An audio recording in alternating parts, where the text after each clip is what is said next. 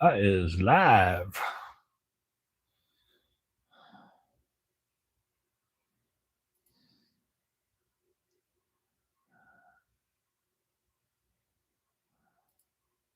There we go.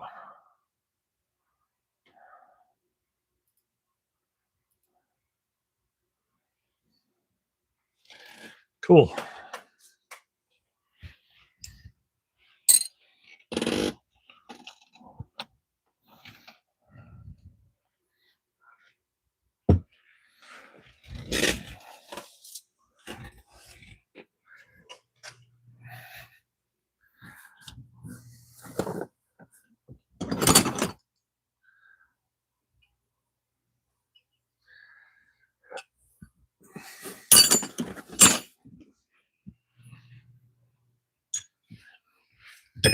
Oh.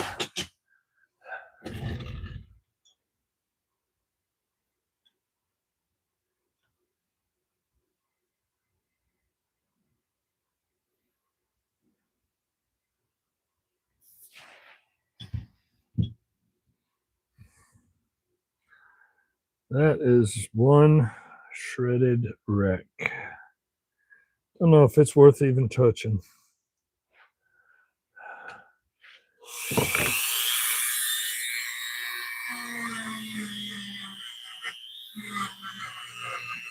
It's pitted so bad, looks like a golf ball.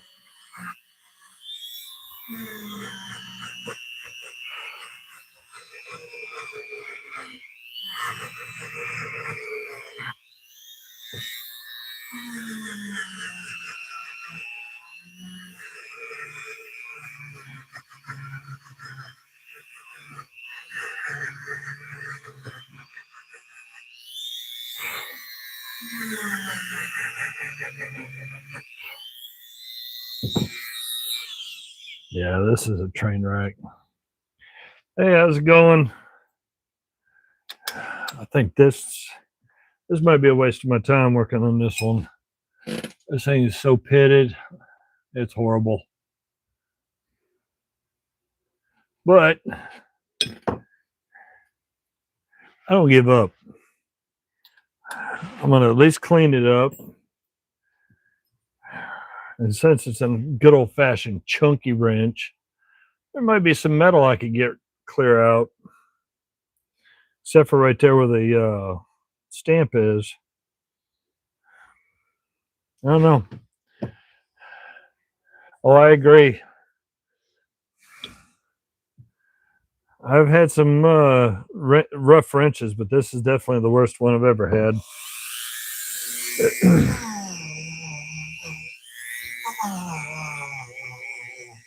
Oh, let's see if I can see what this emblem is. Hey, Danny, how you doing?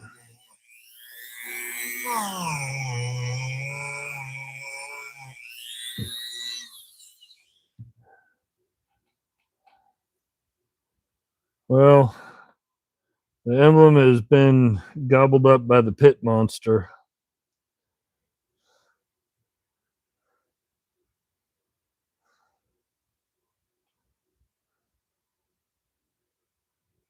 Well, I think we're going to go that way. Let me go set up the phone holder thinger. I'm not going to sit and play with that with a Dremel for half the night.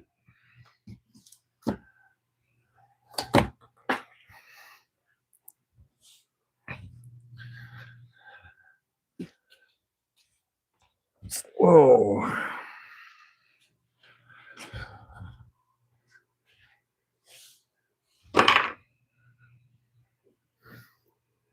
So, whoop, whoop.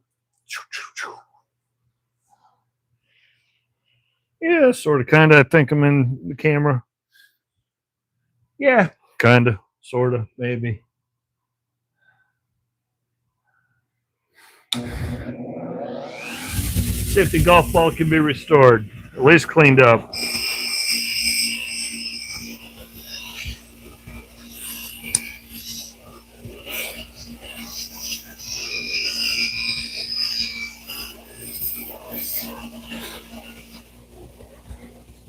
I don't know. This one might be too far gone even for me to bring back.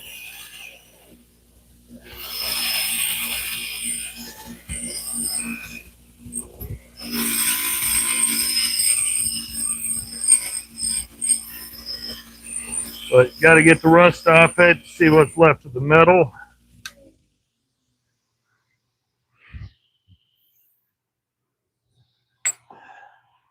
Yeah, that there is pitted so bad that if I shaved it down to get out the pits, this thing would be about as thin as a snap-on wrench. I think this one is a goner, unfortunately. Oh, goodness. I was hoping it wasn't going to be that bad. But, you know what? Let's go change. Let's clean up the rest of this side. Then we'll go that way, change belt. We're going to go after it anyways.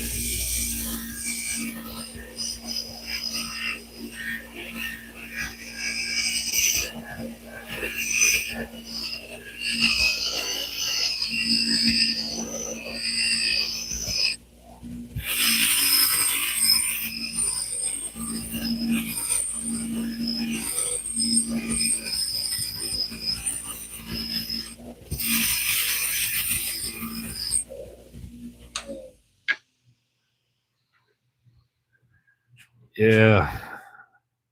Definitely looks better, but man, the poor rust monster got that one good. No guarantees that this is going to work at all, because I know. Okay, sort of, kind of, maybe ish. Very true. But crazy side of me still wants to give it a shot and see if I can at least knock some of that mess down. Yeah, 80. That's what 80 grit will do.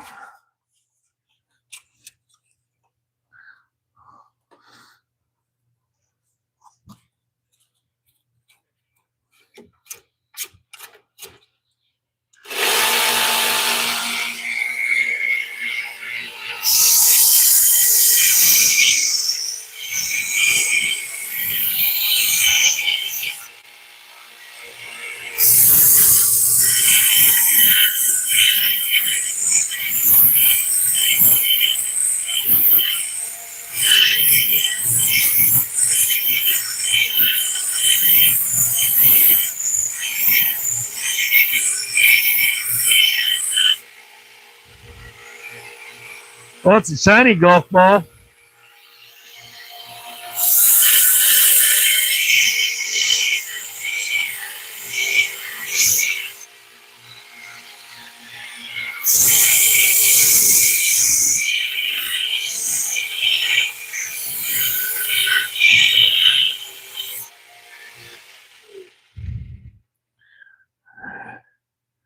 Yeah.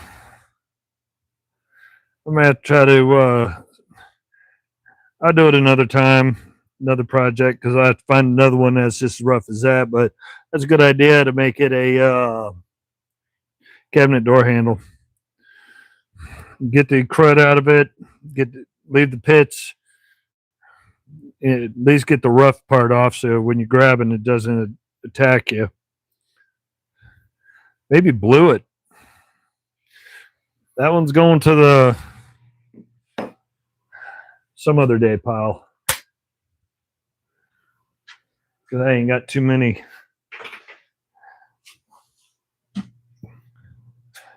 I still have a mountain of stuff from that toolbox haul. I'll get back to the computer so I can actually see. Oh, goodness.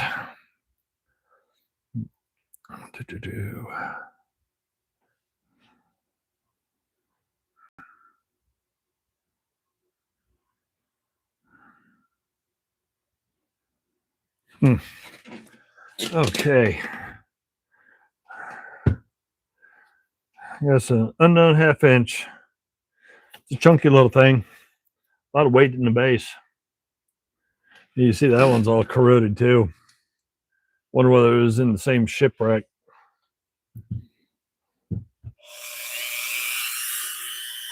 Give it a quick hit, see if there's any names on it.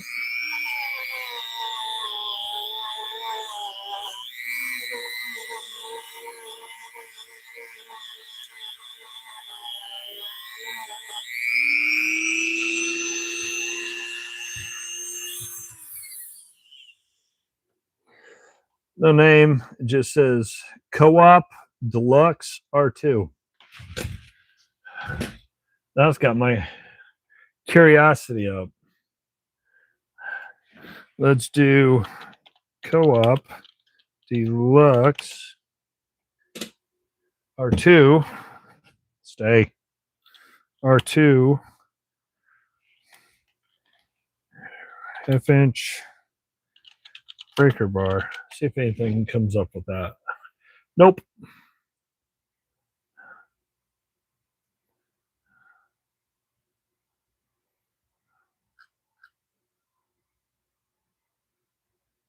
Yeah. Even Google says I don't have a clue what it is.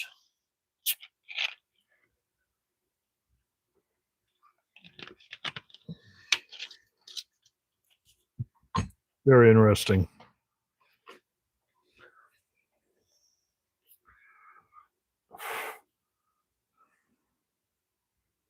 Not bent.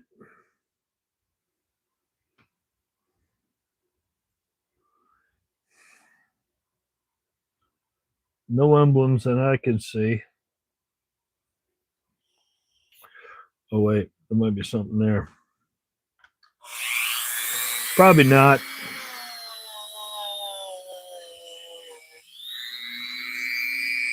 Nope. Nada. Not a thing. Yeah, she's chunky. But the metal just feels odd.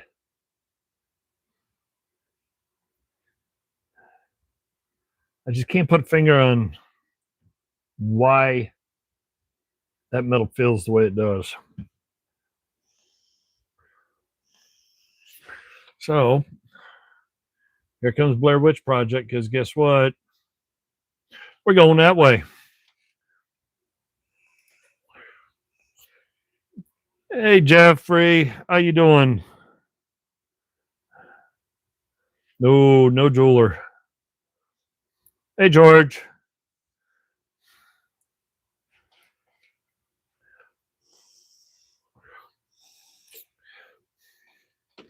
Let me go to the other side.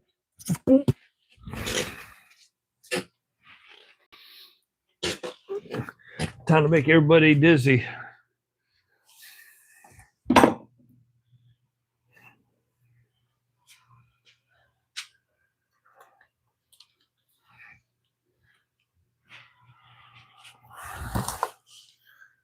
I don't know.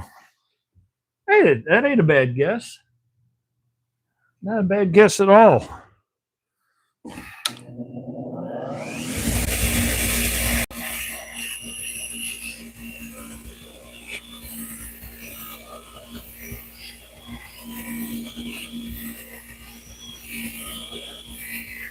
Yeah, Google doesn't have a clue what this company is or what it is.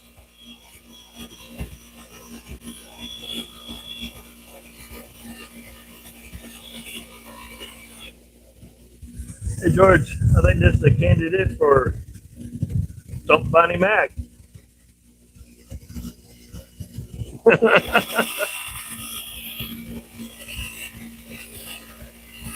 Besides the fact that it's a half-inch breaker bar. It just says Co-op Deluxe R2.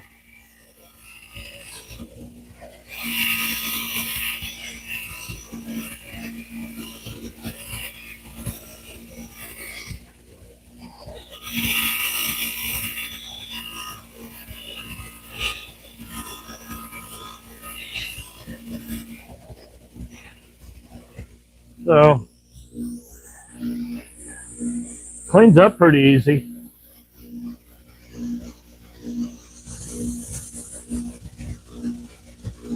Oh, very cool. Very cool.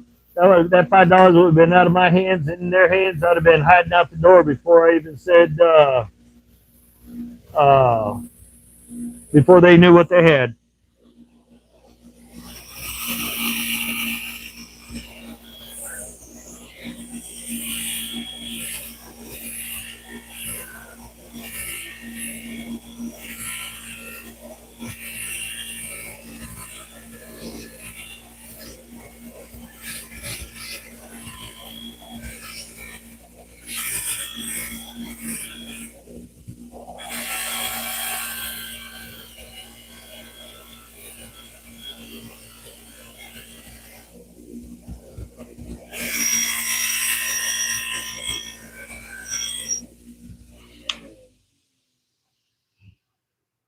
Let's see. Oh, afraid that you better wrap around the wire well. Nope, wouldn't phase me. If it didn't, it ripped it out, then I'd shave and grow it back. It's just. But my wife said that she's going to braid it. That way it stays out of the way.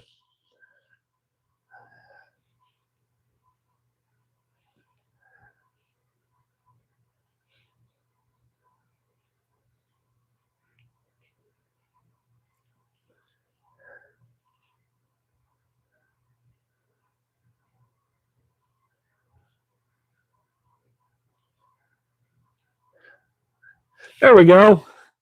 Now we're going to play Stump Bonnie Mac. His ears must have been burning. So it's a Co-op Deluxe R2. Half-inch breaker bar. Starting to look good again. Oh, very nice. My oldest tool is from the late 1800s. Let me try to get some more of this tidied up.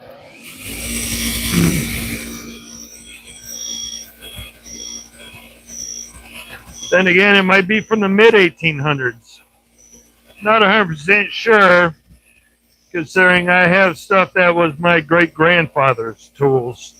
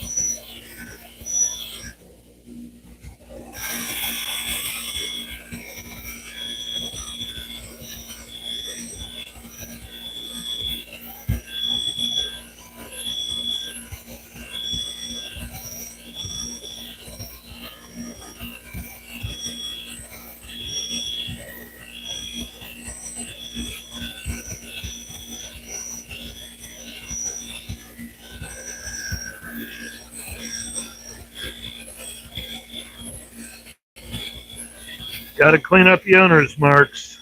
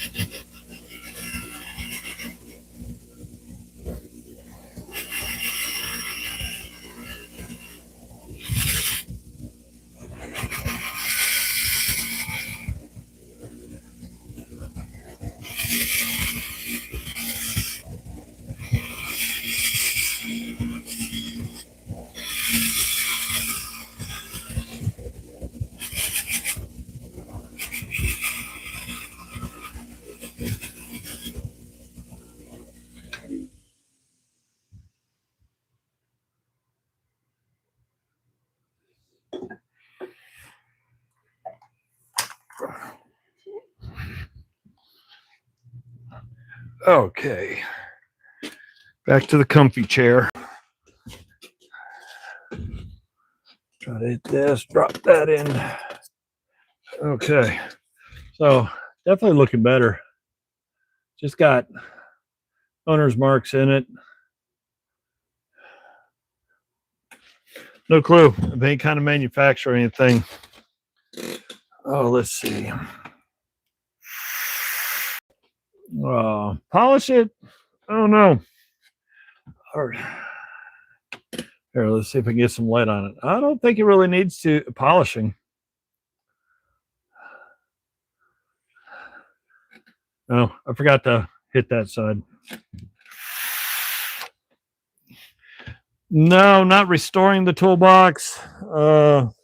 It's just getting a 50, 60, 70 years of slime, grime, rust, crust, everything off it. The rails getting scrubbed down real good, re-greased. Get that industrial box kind of back to functional order so I can put tools in it.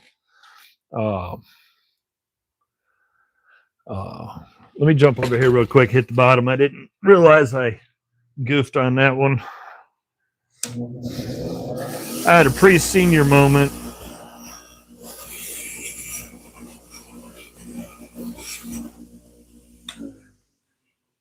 That's what I'm going to call it now. A pre-senior moment. That's my new thing now.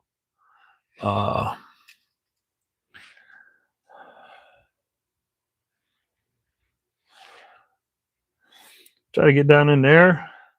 Try to tidy that up. This one actually was a little too easy. Very easy.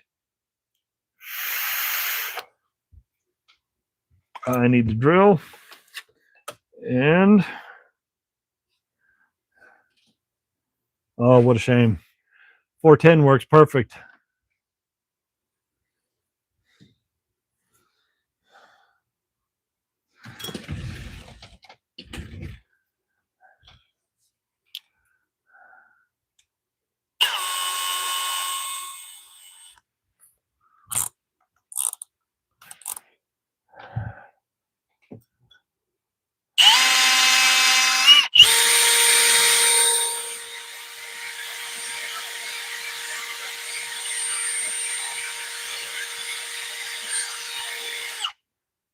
Nah. Step it up to the 45, see if it can handle it.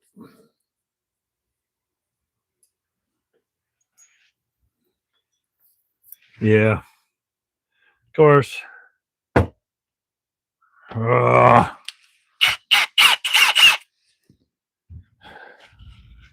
gotta go find the proper. That's the problem with cleaning kits. Everybody has to have their own variation to their brushes. So you end up like me with about 30 or 40 different brushes and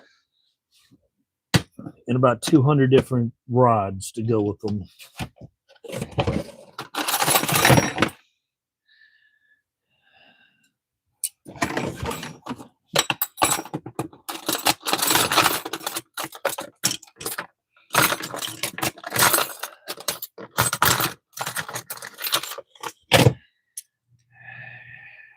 This one,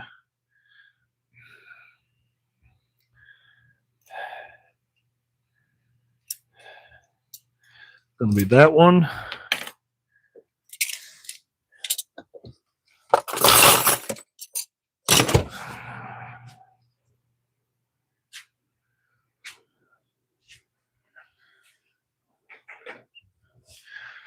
All righty. Apparently I used it before because I happened to, oh, wrong one. Because I left the adapter already on one of the rods.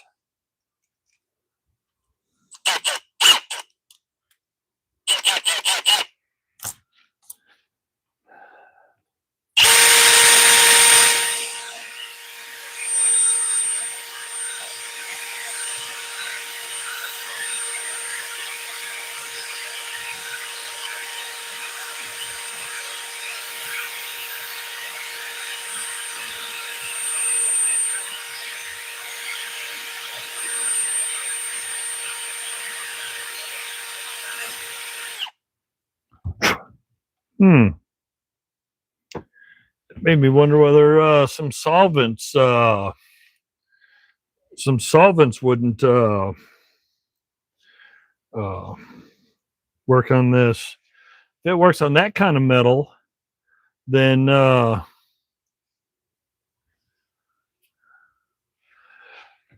okay, be safe, George. Did you want to still do something tomorrow, or push that off to next Saturday? James Ridley, thank you very much. That's awesome.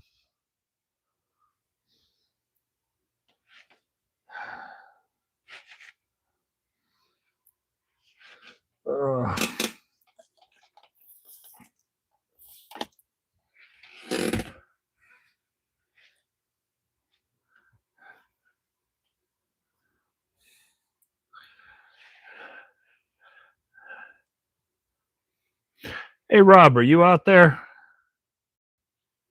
Yeah, there you are. Hey, if you thought of using solvents, kind of like for these type items, especially down inside in here, wonder whether it would help. I mean, I already use the my board brushes and stuff, and I was like,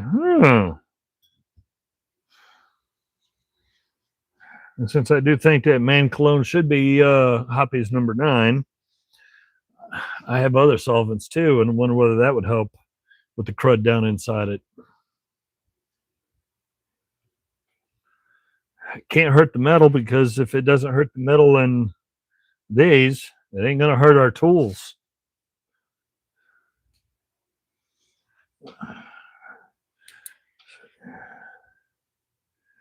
Okay, you know what?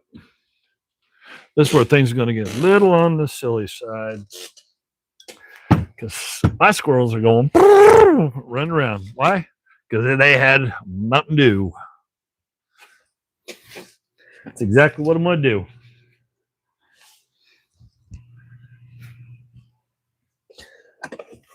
do.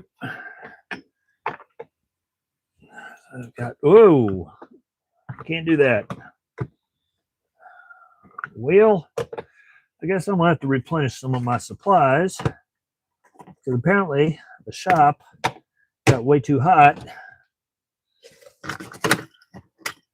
Yeah. Okay, I'm going to have to replenish supplies. The shop got way too hot. And now, since they don't make too many in glass bottles anymore, those plastic bottles that came in swelled. The threaded seal, it just oozed all over the place. And so, but I always kept paper towels down in the bottom of it, just in case it leaked any. Oh, it just wiped out all my stuff in that tackle box.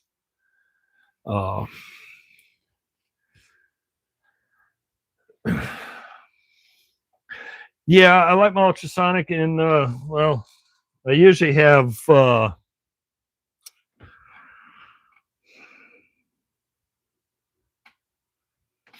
either Zep heavy duty degreaser, the citrus one, or simple green 50 well, 1-to-1 50-50. But since this metal seems a little on the strange side, no, this is not quite what it was designed for, but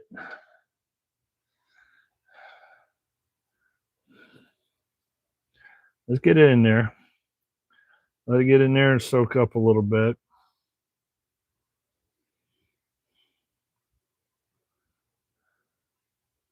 Let's see what it does.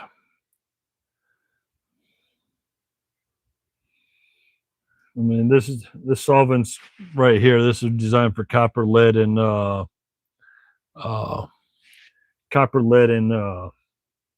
powder. But some of the corrosion on this is not too much different than powder residue.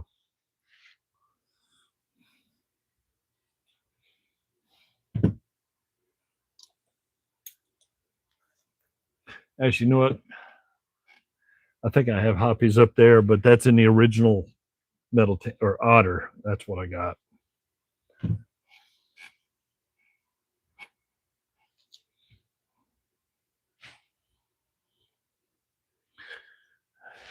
Hey, how's it going? I don't know, because I don't use degreaser stuff full on in my ultrasonic. My ultrasonic is set up with water. I have a vinyl drain tube that goes down to a Harbor Freight 5-gallon bucket that I mounted I drilled a hole, mounted an assembly to where they threaded together to where the vinyl tube would go in. I drilled a small hole, put a silicone wire bushing in it, so that way it allowed air pressure to escape. And what I do is I put, unless I got to drop in like big honkers, because I got 22-liter, I think it is. I usually I've got a whole bunch of Sam's, BJ's, whatever, whoever it was. We drove a way out to get to. There's Ziploc bags, so I got a bunch of quart freezer bags and their gallon freezer bags. Then I can put my mix of either Simple Green, Zep, degreaser. I think over on the shelf I even got some Purple Power cleaner. May have to try that too. But I put it in there. It does dribble a little chemical every now and then, but when you go to pull it out, your water is still 99% clear. It's not contaminated. Then I can just dump it into a plastic tray I got from Dollar Tree, pour it all in there, fish out the stuff, give it a rinse, dry it off, clean it, oil it, whatever. Toss the bags, but at least I'm not fighting with the water. And if I do a small batch, then I don't have to worry about the water level being too low. I can put a large batch in, a bunch of heavy stuff displaces the water. I can always open the valve, drain it down in the bucket to where it stays at the proper water level, then cycle it back up if I need to. It's funny. I pinch pennies when it comes to that, but when it comes to this, I firebomb everything. Blow those cans out left, right, and every which way. But I pinch pennies on degreaser though, and the CRC costs a whole lot more.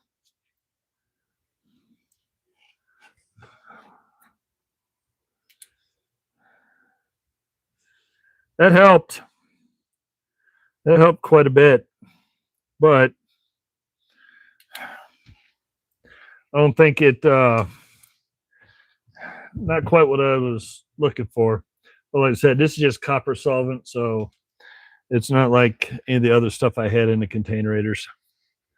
Oh,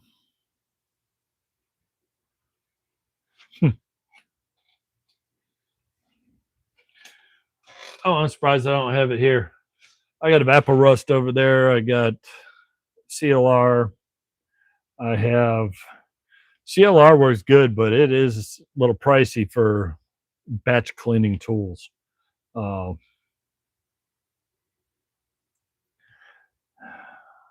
don't know if they still make it, but some of the best stuff for getting grease, grime, oil, and crud off stuff, especially concrete, was the old containers of gunk. If I made a mess on the driveway or in the garage when I was younger, and I just get that all over there, take that bristle brush, scrub it, hit it with the hose, and whatever mess I made was gone.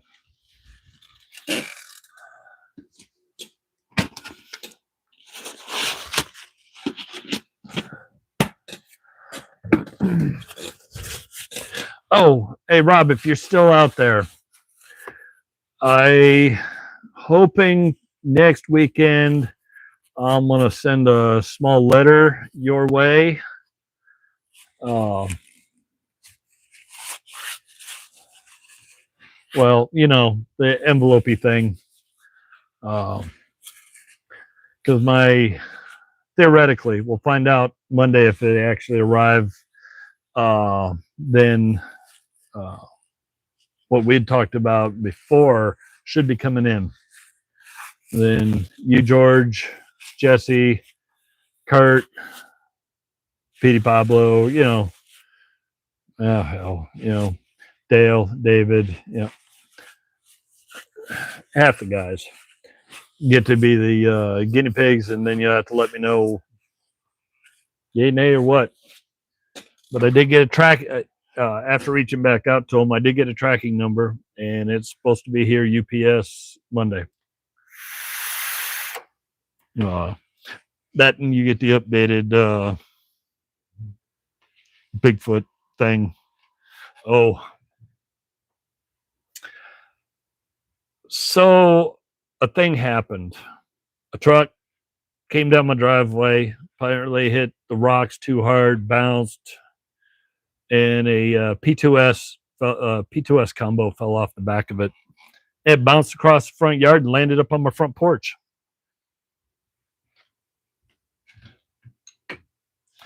So if I don't have enough stuff going on out here,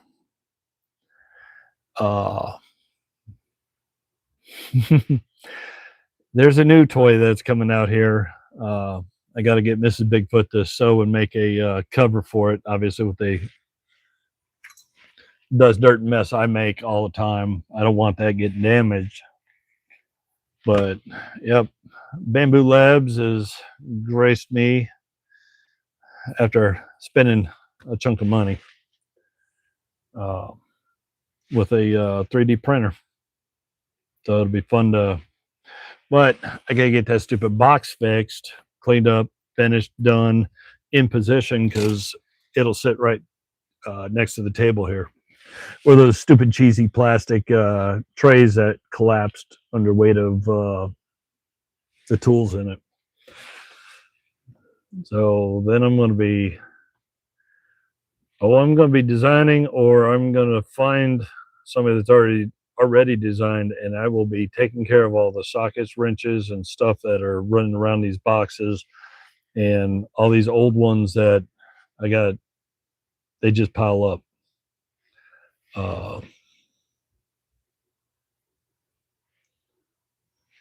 Oh, we're done with snow. We don't say the S word, not down in this area. We had 6 to 8 inches. It was 3 to 4 inches of snow, 3 to 4 inches that it was literally just dropping layers and layers of ice pellets down. By morning, the temperature wasn't high, but the UV off the sun was enough that it glazed the entire top. And then the UV just slowly glazed and cooked the top layer, and then the temperature dropped down into, I think we ended up around 10 or 12 degrees. It turned it all into solid ice. Took 2.5 weeks for that mess to leave. People out here cannot drive in snow. They cannot drive in the rain. No, we don't talk about that no more.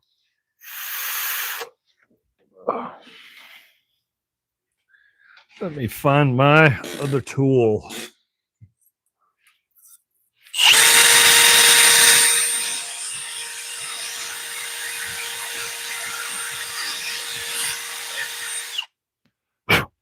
Yeah, this metal it doesn't, on the inside, it's not going to shine at all. But it's hard to see. But it does clean up, and yeah, whatever crud was in there, that Hoppy's copper solvent cleaned it out.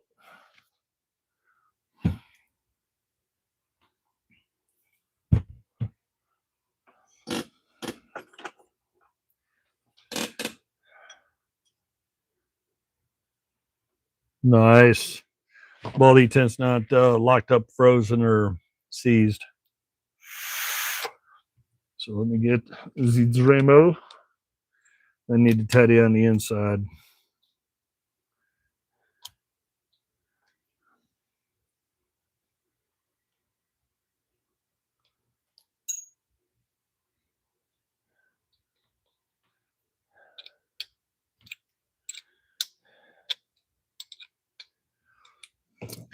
I'm hoping maybe in the next couple weeks, I can try to get out and start nickeling and diming the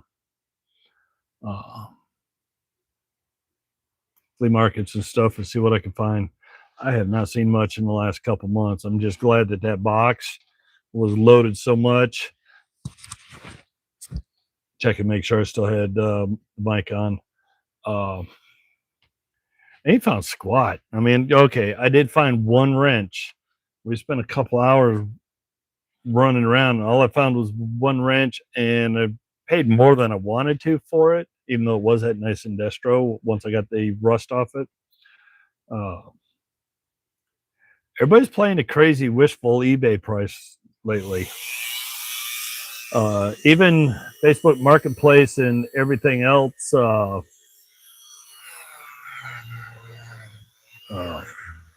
Everybody else is playing the crazy prices that they wish things would sell on eBay for.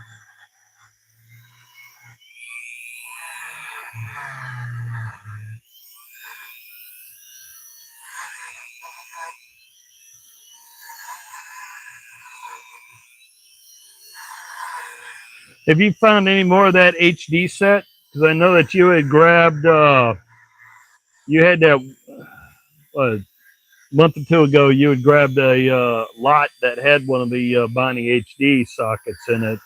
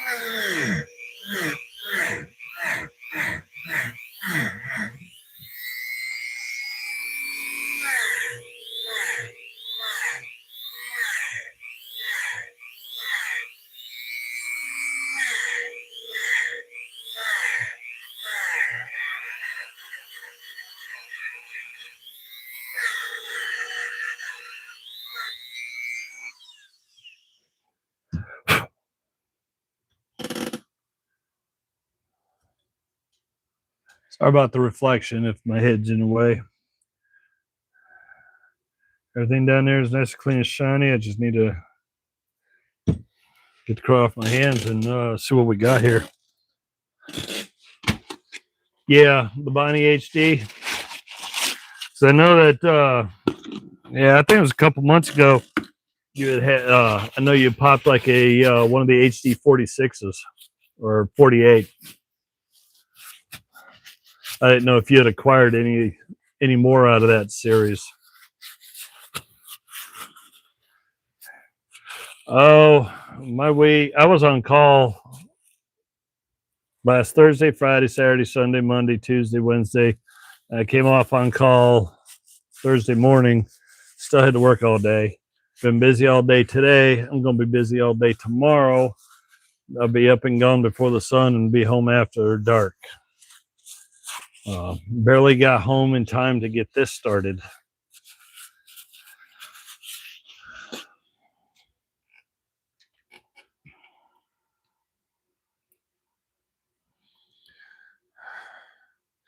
I found the older I get, the busier I am.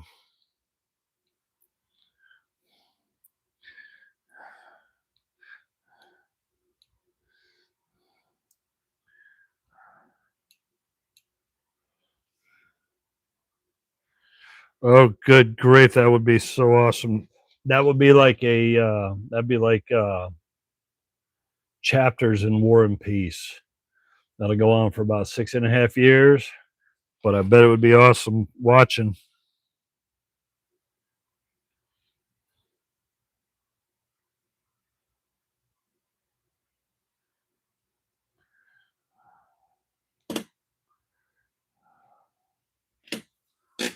Okay.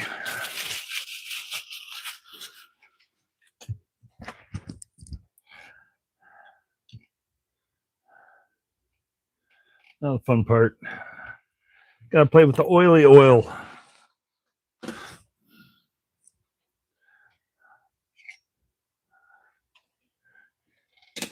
There would be no such thing as a mini series. Not with the Bonnie tools you got.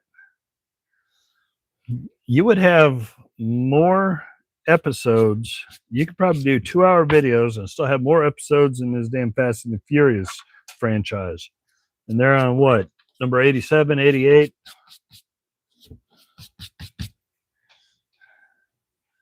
Oh, but everybody would love watching it. I guarantee you that. Because you have so many odd and very cool Bonnie items.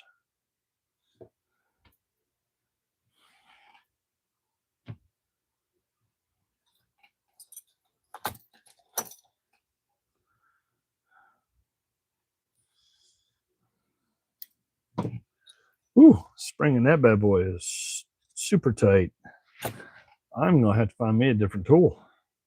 If I use this, I'll break it. You know what? Got a pair of cobalts looking like 90 miles of bad road.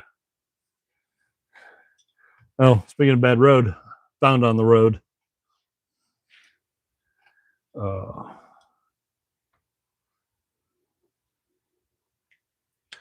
I mean, you just recently got. Oh, now I had a complete brain meltdown.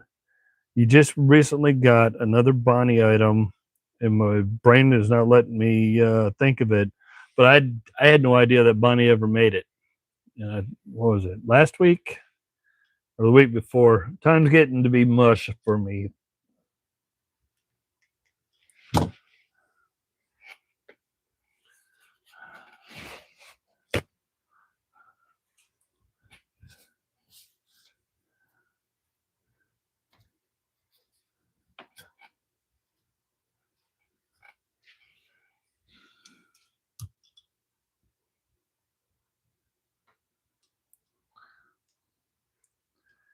I am going to bring home, or might show up next week. Who knows? Another bit brace. It's a Stanley, I think. It's what I saw under all the rust.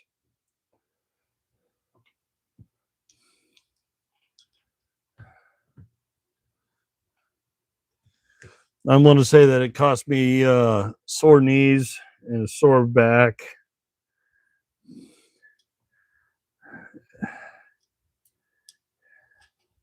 And that's because I was dealing with, well, some people call it base trim. Some people call it mop board. I still call them mop boards.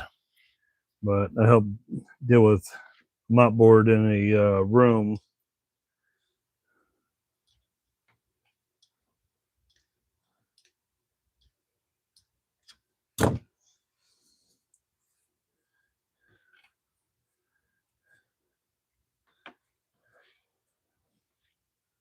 And it was horrible. I got to see Munchkin too. So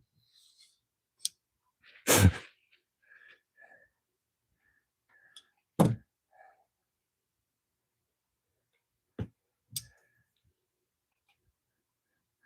anybody is watching doesn't know what I'm doing because my petite little hands are blocking this, I didn't even think about it because the camera is usually pointing down, not off that side when I do videos. But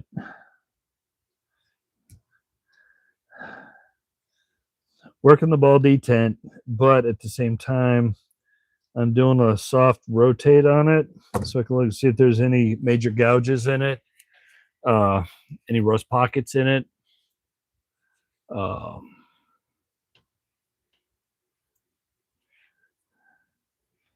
And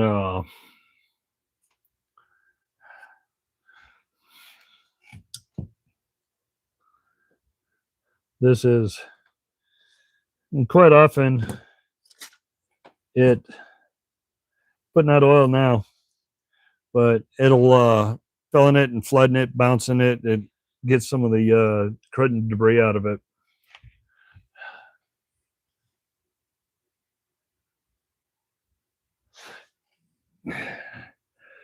Yeah, I hate to say it, but SBD has done way too much damage to their reputation in the last 30 years. And for me, if it's not 50 years or older, I'm not a fan of it.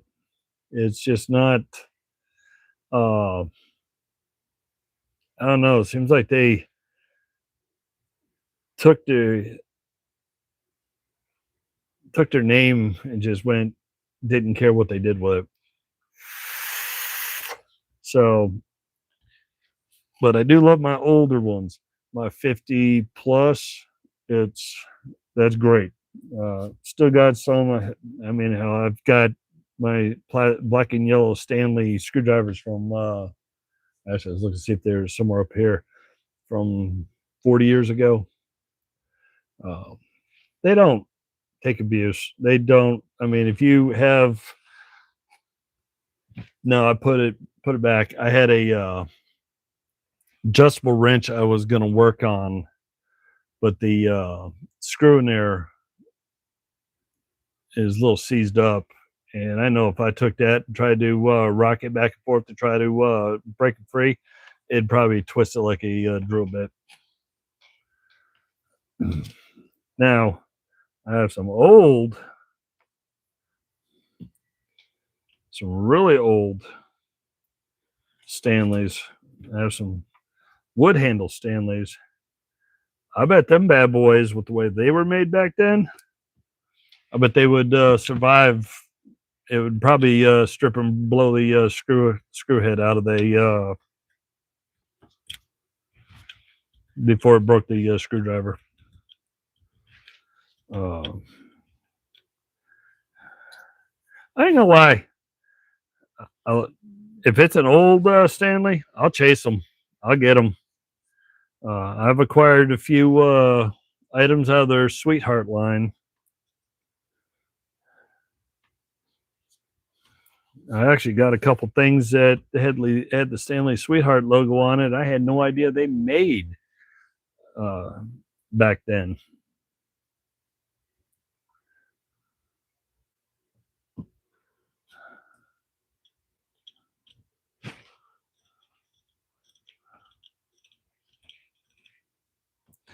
Well, unless I pull that pin, then pin it and pin it back over, I can't get to the ball detent or that spring in there. So I just did the best I can with what I got here. But since I spilled a little bit of oil on the table, and I got plenty of breaker bars,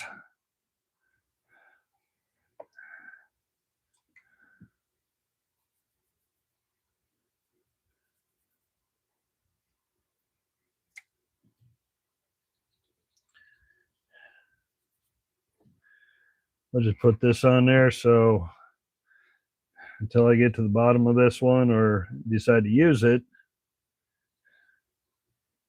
it's not going to rust up on me again. Let that sit for a few minutes.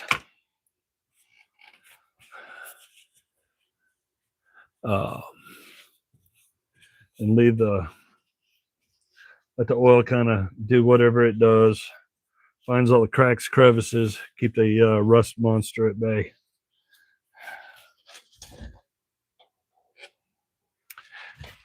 That, and I need to get something to drink. Thank you. I've been lucky lately with some of these wrenches and tools I've been cleaning up. They have not been hateful, other than that golf ball wrench. They have not been hateful. I haven't had to sit in front of the wire wheel, sit in front of the fiber wheels, go to the 1x30, spend crazy time with assorted Dremel parts. I have not had a whole lot of problems lately. And my little goofy, I don't remember what they call this thing, the Dremel 2050. It had some odd name to it, little variable speed. I call it the Angry Mosquito. Oh, helps if it's plugged in.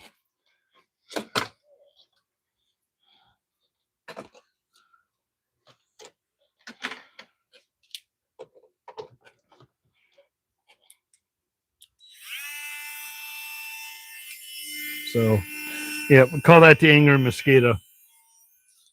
But for light work, little detail stuff, or if you're going to get into some of the little digging tools, it works really good. If you're not putting a lot of pressure, it actually does very well with Magdad's little plastic wheels he likes, because you don't want to put too much pressure on those, blow the tines off. This thing works great, and it, because of its size, allows you to just get the little details. I know I said I wasn't too impressed with it having low torque when I got it last week, but it's growing on me. It's kind of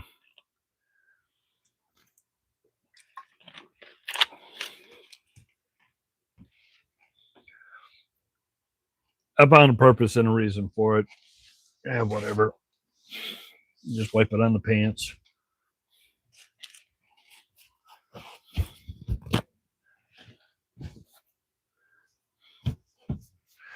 I did get a, well, by necessity, since walls and some projects aren't square and true like they should. Give me a digital angle finder from Klein.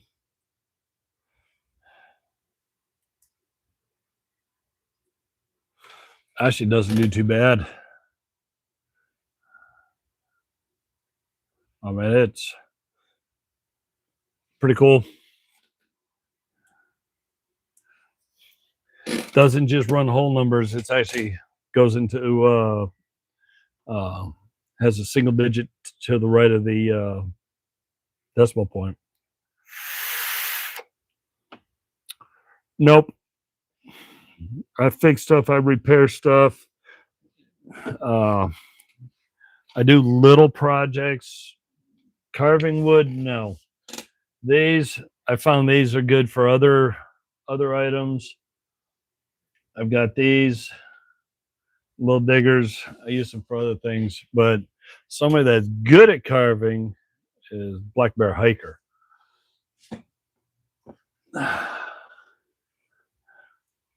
Because he made that.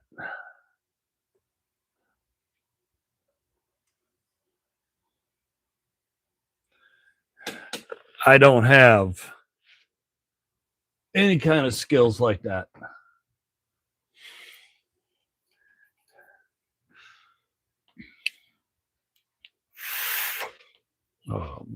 That, yeah. He's got a. I think he put up a video. I think it was a few months ago, where he kind of showcased the little carvings he does like that. I know. I think he did one for Rollerball, and he did that one. Yeah, I could do that, and if I tried to make Bigfoot, it would look like that. That's what me and wood carving would turn into. Just blueberry. Just blueberry this time. Just Jam Monster blueberry.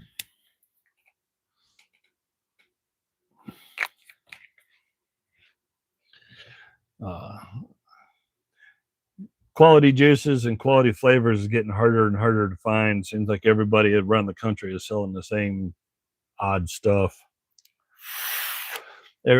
Once or twice a year, I do splurge. I do go after 5 Ponds, and I'll get Castle Long, Gambit, Grandmaster, and stuff like that. That's when I treat myself to the good stuff.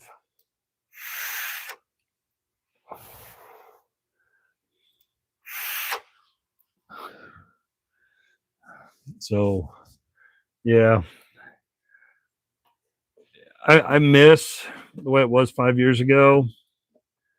No, sorry, 8 to 9 years ago, where you actually had a true vape shop that wasn't backed by big tobacco, selling tobacco, selling glass products for other things.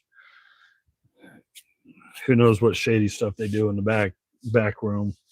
I just miss true vape shops that had quality juice, quality flavors. I had a kind of local guy that he made his own juice line, and if he had a way to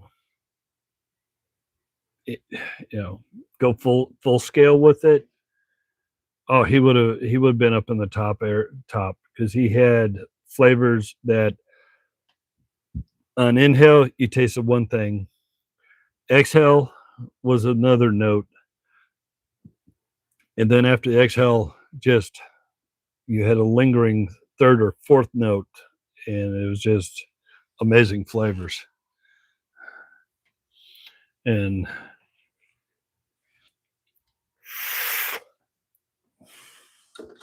well,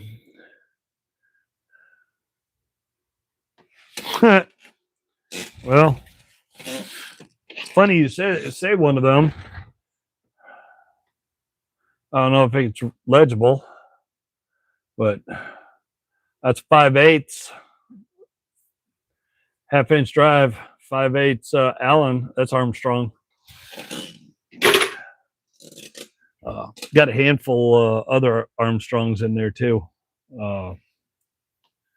Fleet, that's something that sorry,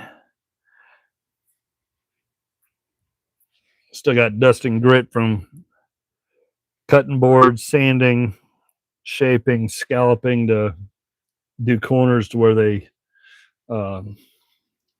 it's not like, we'll use rudimentary numbers, 245s going together. You just have a 45 going one way, then you cut and scallop so the other one slides on and it blends in. Still got dust and grit and crud in my eyes on that. But Flate wasn't one that I knew about until it was got to be a year ago. Stumbled into an auction lot and I picked it up and I was like, what the heck's a Fleet? And I'm sorting them. And the only reason why I kept them at the time because it said USA on it. So I was like, okay, set them off to the side. And that's when I started learning about Fleet, Mustang. Gosh, I got so many other underling brands under some of the more well-known companies. That's such a wide variety now that didn't know they existed. And, it was a couple months ago. I don't know if I have any handy. I know a couple months ago, that's Huskies, USA Husky, old USA Husky with the line. There's Apex, USA Apex, Challenger, Pennons. I just did a short this afternoon on a Pennons wrench that I cleaned up. Well, here's a good one. Good old Williams.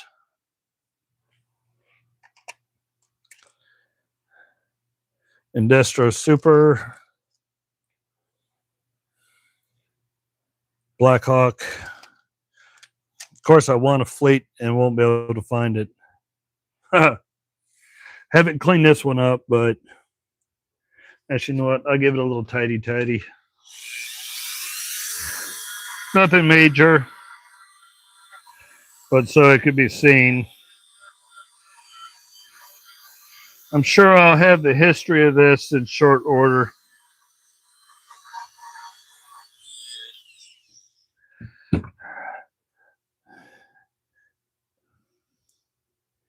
Bonnie, Circle CV. It's the only one I got that I'm aware of that has a Circle CV on it.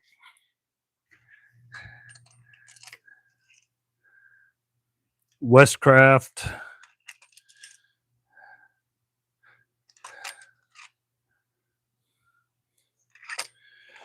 I know I got some running around here somewhere.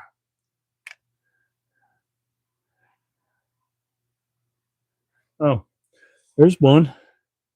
Thor. That's another one that up until last year I didn't know about.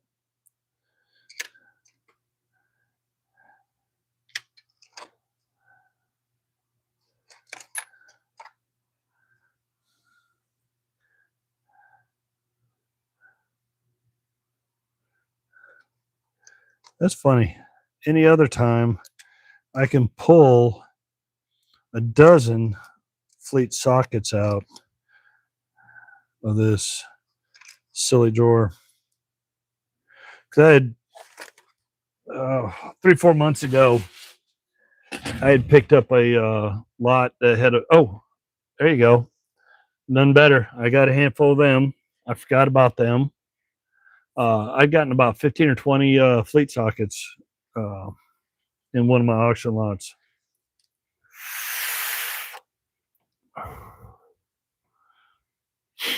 One or two. What, in your pocket? One or two running around your pocket, I believe. In your shop? Yeah. I got a better chance at getting oceanfront property in Arizona with next to Petey Pablo than believing that you only got one or two of them.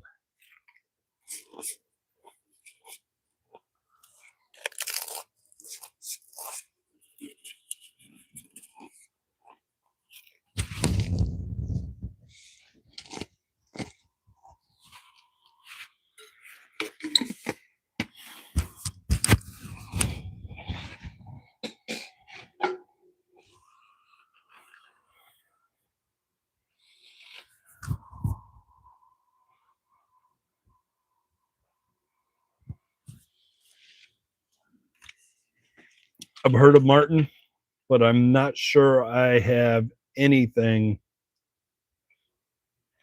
I take that back. I may have one tool from Martin. I think I only got one.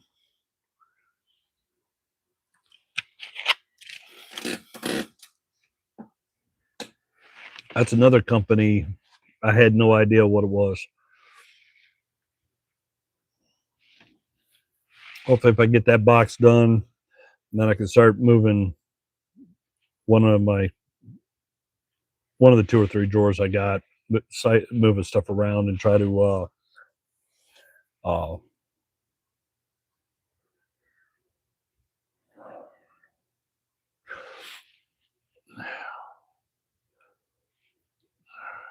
yeah, it's the same company. It's the same company that makes body shop tools, hammer and dolly sets. But they actually I was chasing. I don't think I have one of their hammers, body shop hammers, but I know I found it on some other odd tool but it's the same exact logo as off their body shop hammers.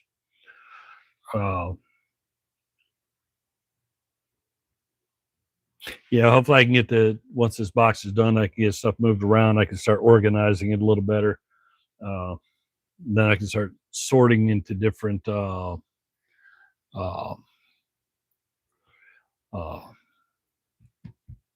by brands, so then I can see the variety that I have. No, they were big body shop tools. I remember hearing about them when I was younger, but um, I I know I've recently, within the last 6 months, I know I've seen a single tool that was not a body shop tool. At least I wouldn't have considered it a body shop tool that had Martin's name on it. And for some reason, I want to say it was actually a wrench. I want to say it was a wrench. Um,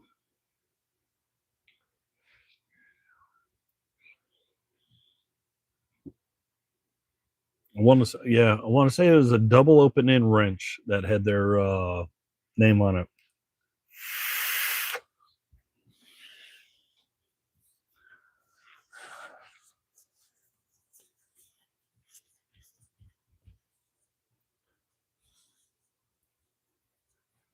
Oh, the fun part. So I get the excess oil out of all that knurling.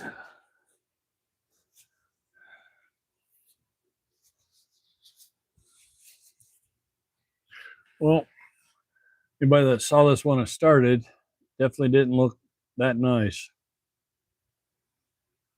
It's fully functional too, because the detent, it's got a tough spring in it, but the detent's in really good shape.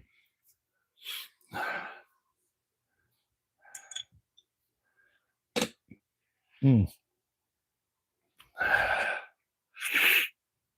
Oh, come on. Sneeze or don't sneeze. Make up your mind.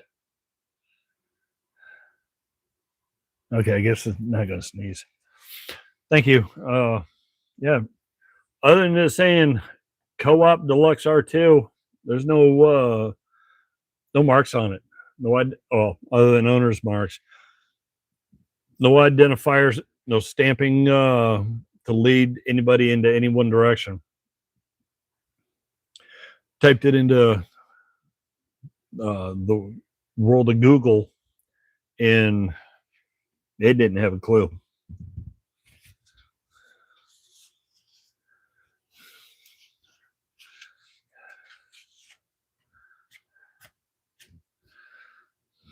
It just said, "Sorry, Charlie Brown, today is not your day." Yeah, the Hammer and Dolly, Martin Hammer and Dolly tools that I saw had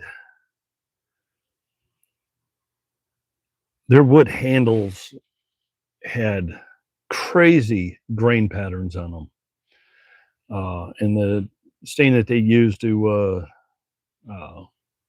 used on the handles, I'm sure those were way older than me.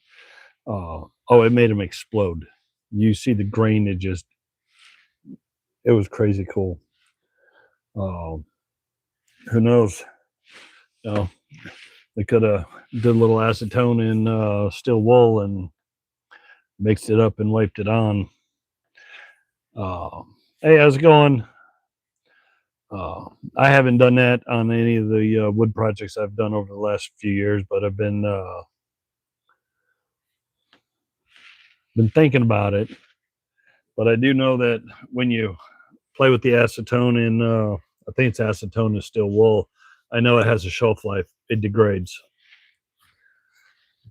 One of the guys I watch works with axes, and he had some very nice handles that he had got. When he did it to him, oh, it just made that handle 10,000 times better.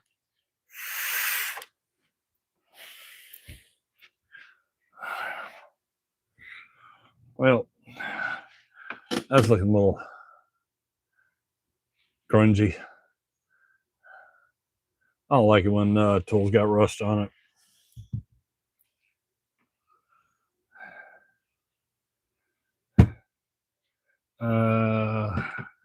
I need, I can try this. Well, that's good.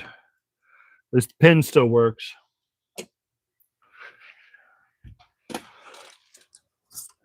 Time for Blair Witch.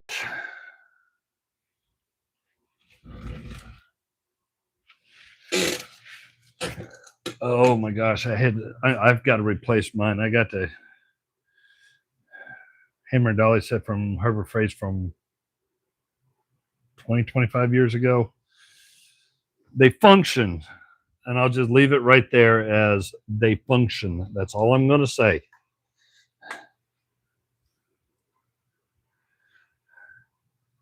But if you're swinging this way, you swing this way to hit your target over here.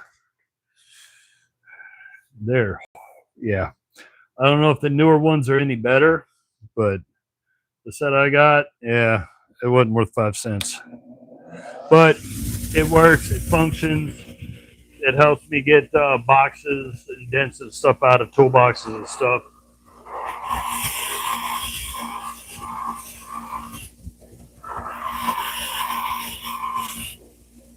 I'm not trying to build any showcase cars or anything like that. I'm just fixing tools and toolboxes. Besides, my 25-year-old truck, I don't know what they put in that body, but that thing's a tank.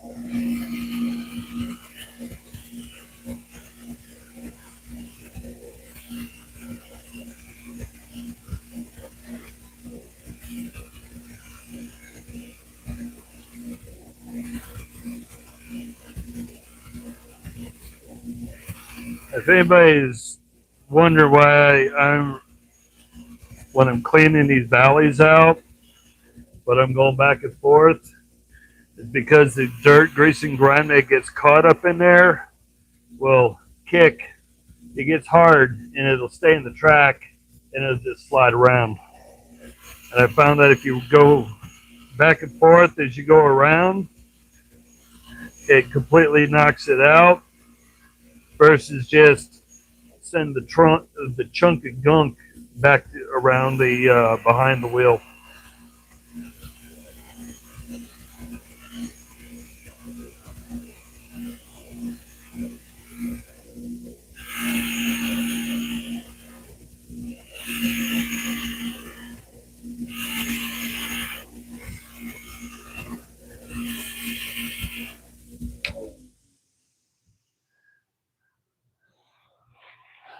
Oops.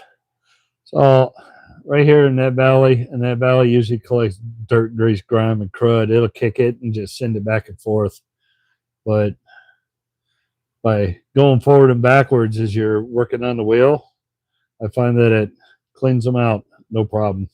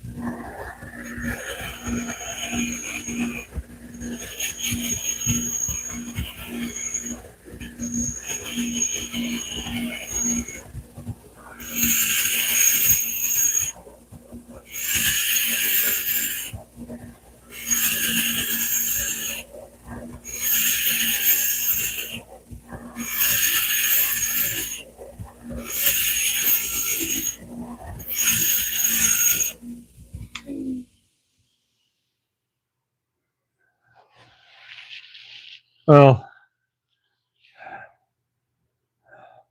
it's going to have to go to the wire wheel because it's been snarled up on the outer edge. I just got to try to right there at the bevel point.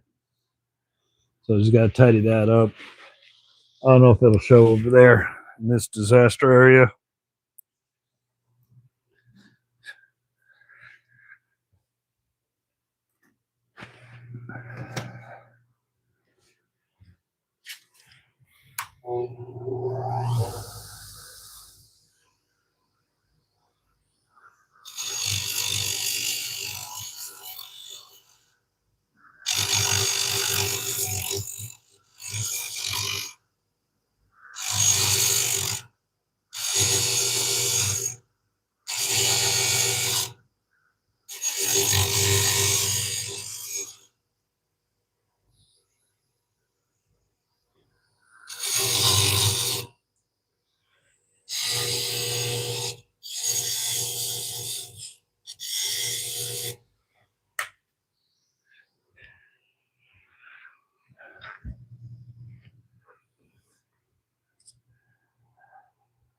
Got the aggressive burrs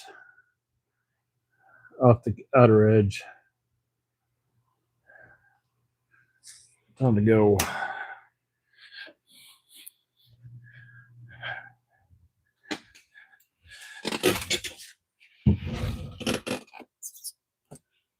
Okay.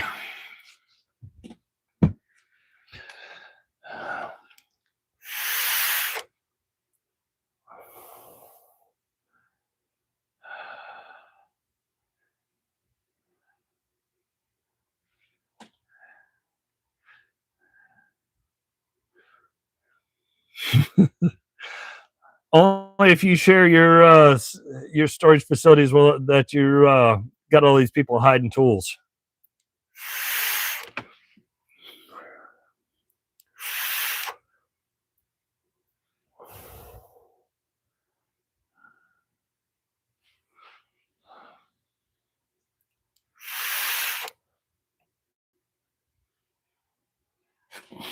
Hmm.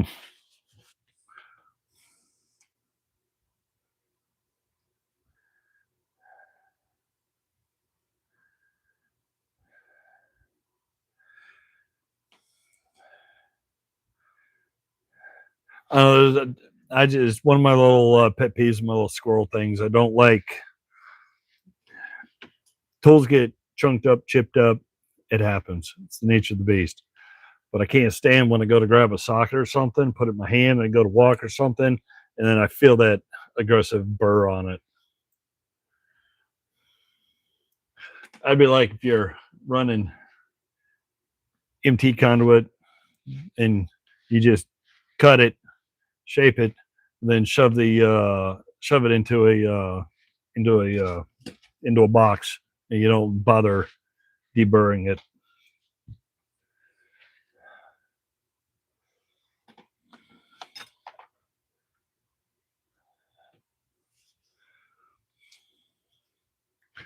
One of the things that my squirrels just don't like, that dirty tools in a toolbox.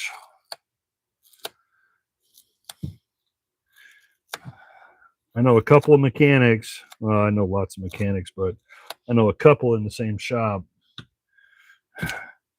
3 of them, every 3 months, they got to change the oil in the drawers. And one of them, he doesn't do a full cleaning, but he does. He wipes it down and gets the main crud off it before he puts his tools away.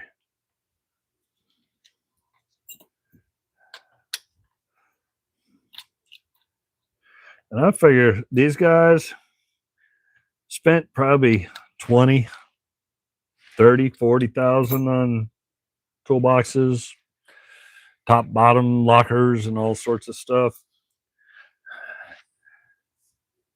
I wouldn't be but if I was putting that kind of money into things, I sure would not be tearing tools up and throwing them in looking like they just came out of a salvage yard. Let's see if we can do anything with that mess.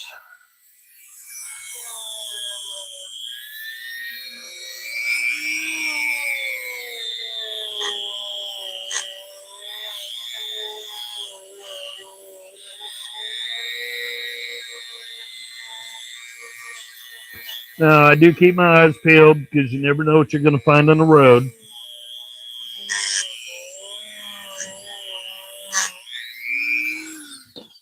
Because last week I found two tools on the wood. Oh, digging through my. Last week I found this totally. It was pretty hammered. Tore it apart, cleaned it up. Fully functional little cobalt ratchet. Found that typical mechanic. It was nasty, grimy. You can barely read the snap-on name, but tip's in good shape. Not totally blown out. So keep your eyes peeled while you're rolling down the road.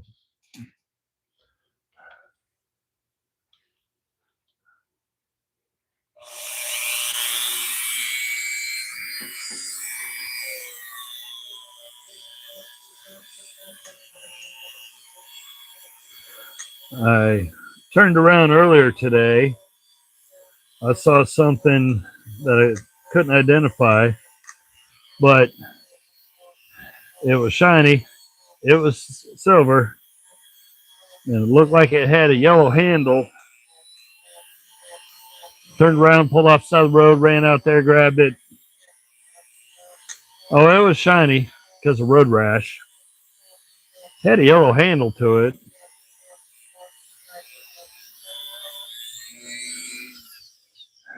But at least it's not going in somebody's tire or getting kicked up in somebody's windshield. But it was about that big. And it had a slight bend in it. It was a handle off trailer jack up on the tongue, an El Cheapo one. And I was like, I turned around for that, but I can't complain. I've probably found 40 plus tools over the years.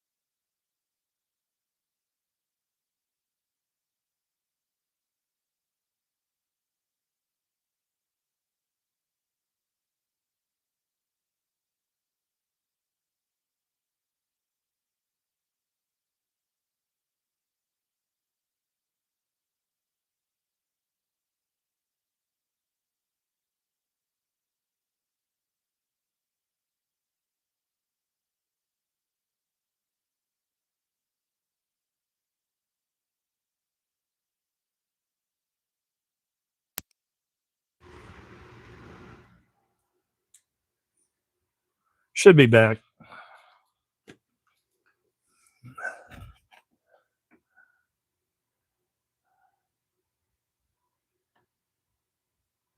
I have found $100 bill once when I was, I think, 14 or 15. Thought I was on top of the world. Thought I was a billionaire. You know, but back then, $100 for a kid was huge. I'm always finding stuff. Always keep my eyes peeled. I had, yeah, I found I guess it's around a 30, 40 piece cobalt quarter 3/8 socket set. It was covered in mud and crud. Took me a while to clean the sockets up, but it's a great one to throw in the back of the truck if I'm going to the junkyard.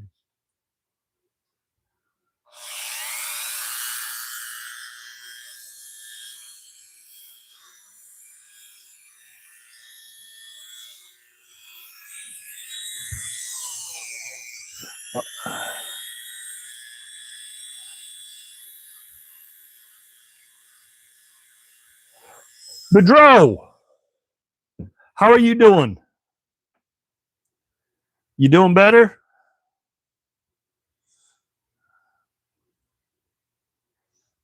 Oh, I hope you're doing better. So you still got the flu. You got to get better. Because I know having the flu, it sucks.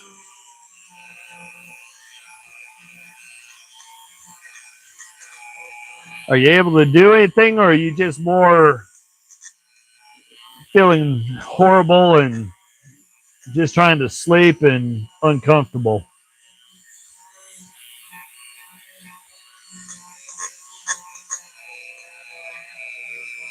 I know sometimes when I've had the flu, well, occasionally when I've had the flu, I've felt good, did a lot, and then I spent hours just laying on the couch or in bed, wrapped up in blankets, just wishing it would end.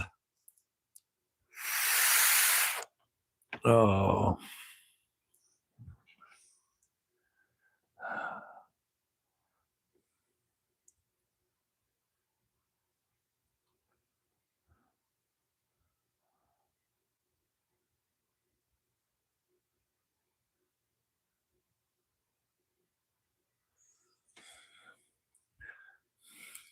Well, Boudreaux, you're going to have to tell them who you are so they know why I got excited.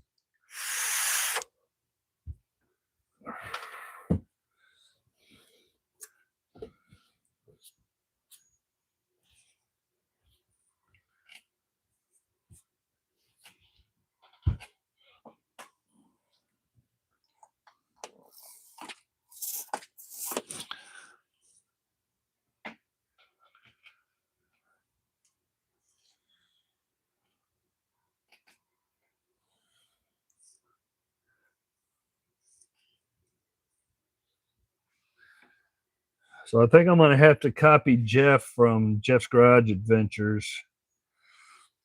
And I'm just going to say, Boudreaux is in the house.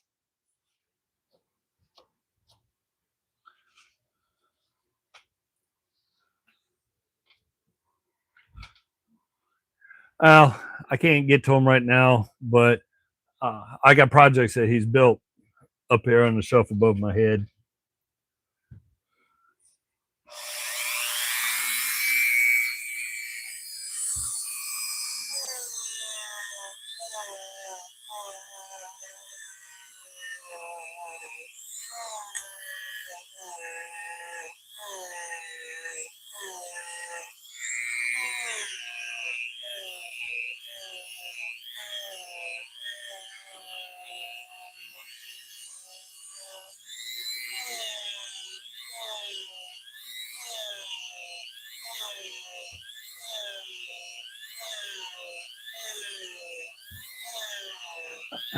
Are you ready for summer?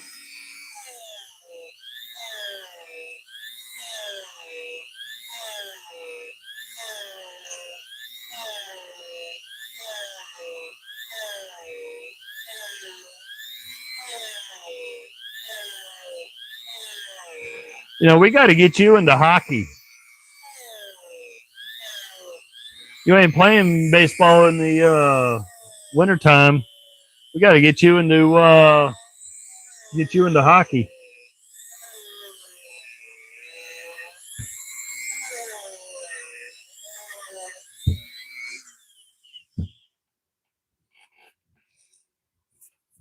Mm.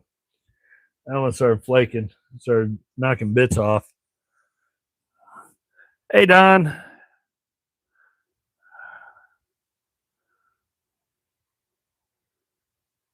Yeah. Okay. What position?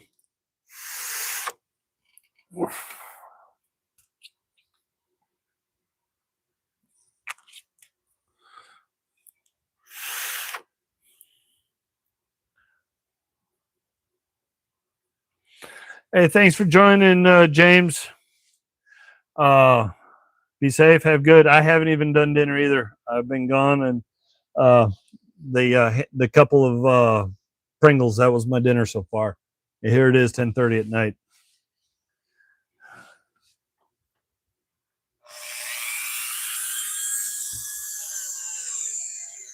Football's a lot of fun. So is hockey. So is baseball. So is basketball.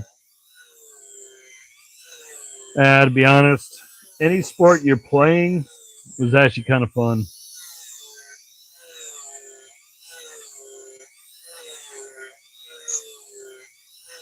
So you're probably going to start out with a K2.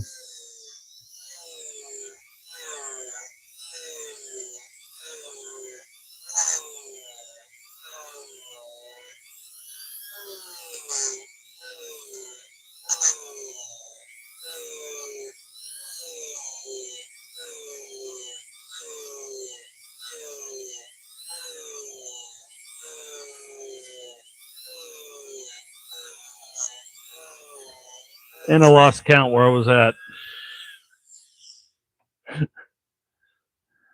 I usually keep tabs on a 12 point of where I am. I just totally zipped on it.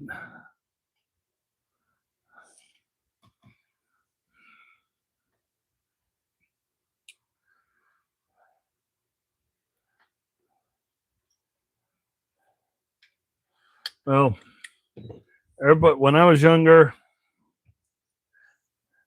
everybody said I played hockey ball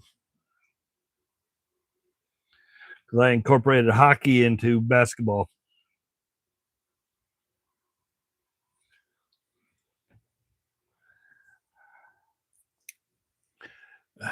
When you're playing with a bunch of guys and there's no fouls, oh, I'll hip check and I'll use my arms. I'll cross check you. I ain't gonna let you score a basket.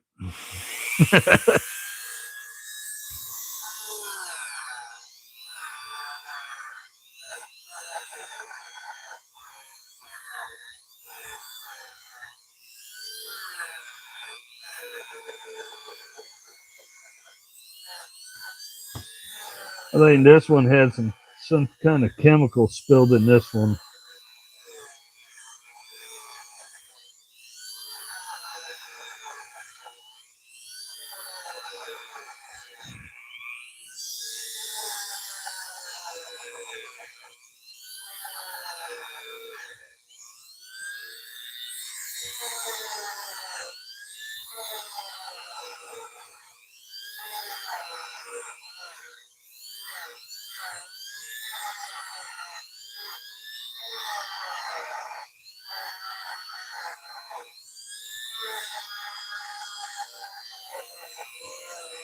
This toolbox that I got this socket out of is that snap-on right there. This is an industrial box. Does not have the original casters. It had a custom welded industrial cart underneath it. Has a tray underneath it. Has horrible. Ooh, awesome. Awesome. Be safe. Have a good night. I'll send you a picture Monday night if they come in and on that item.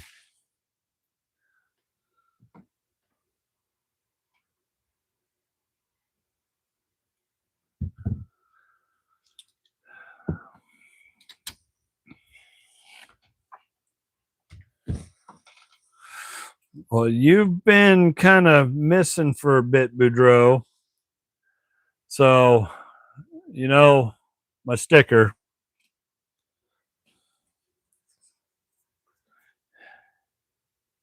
Check you later. Well, Boudreaux, I created a new one.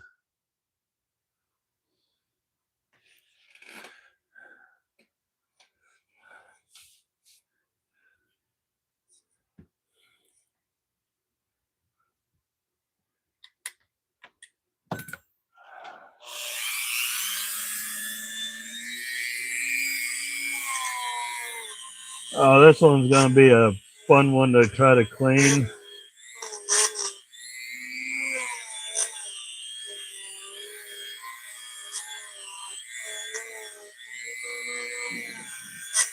I got a new batch of El Cheapo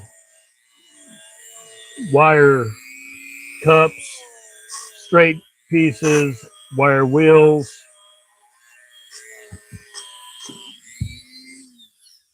They seem to make a bigger mess than the other one.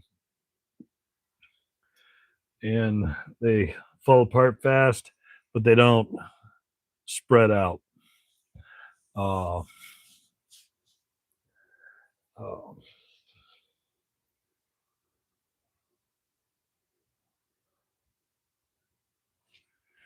because they don't spread out, but they fling the wires off. Yeah, they don't clean 3/4 drive tools too well.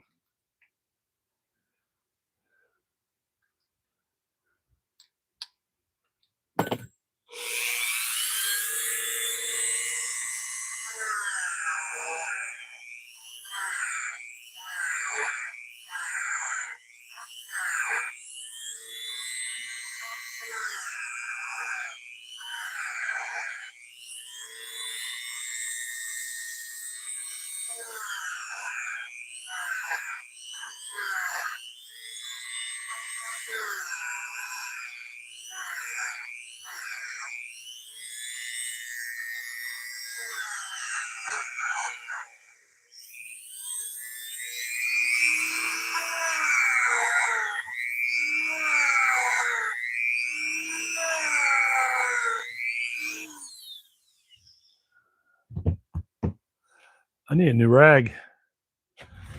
I need a new rag.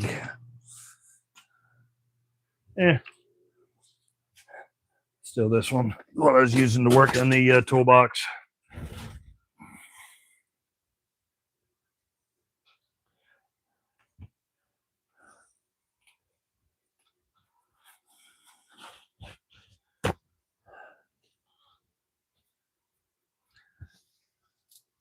Yeah, I can't keep the same thing going for too long. That's why my videos I changed. I end up need to refill. I keep changing my intro and outro images, clips.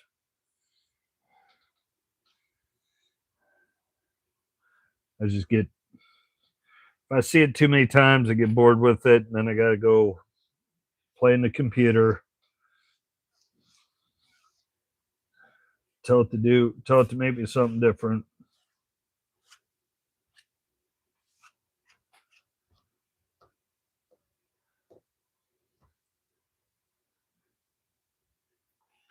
That's close enough. Well, I need to refill. You know what? We'll give the tub of towels a chance. I'm a big fan of that.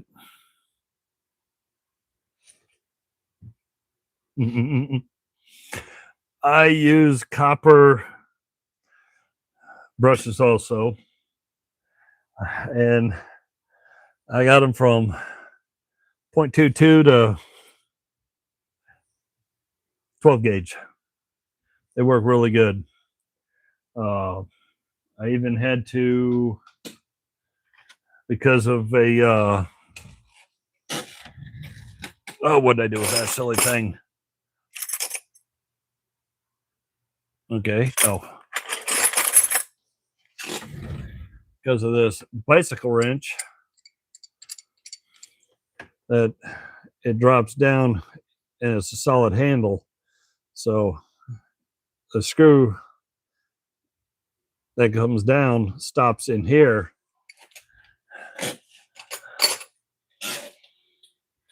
I had to get creative, create my own to get down into the core and clean it.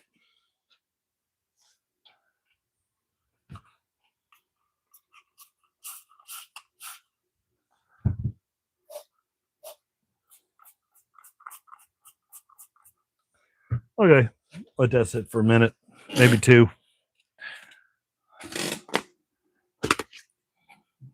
Trying to clean, hitting with the wire wheels, hitting with copper, hitting with whatever the tools, it ends up with a bunch of debris on it.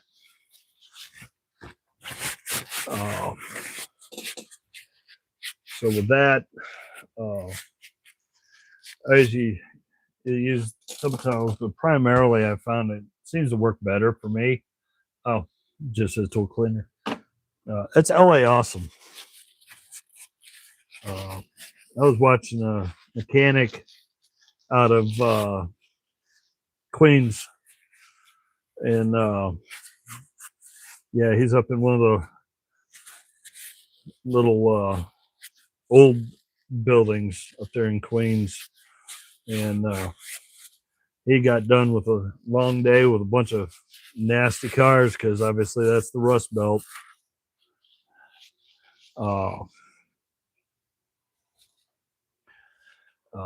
And he's the one that introduced me to LA Awesome, because he took tools that were just grubby and nasty, sprayed it on a rag and cleaned it up. I mean, LA Awesome took that from where you really couldn't read it to that. And I hate to say it, but that did not clean as well as I thought it would. Because I started using that and I was scrubbing. It took a little bit of the gunk and grime off, but didn't clean it up. Did the LA Awesome, and it just knocked it away. And it does not leave the handle sticky or tacky. It doesn't eat into the material.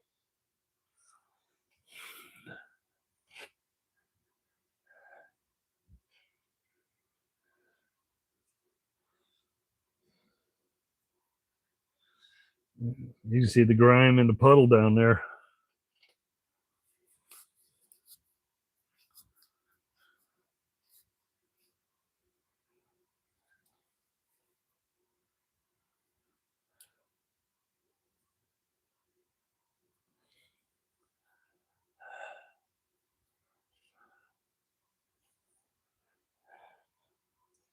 Only bad thing when you work with 3/4 drive sockets, it gobbles up an entire rag.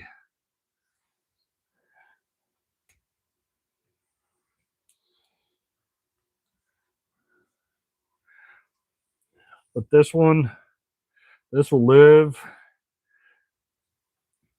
to fight another day. And this will be around long after I'm gone.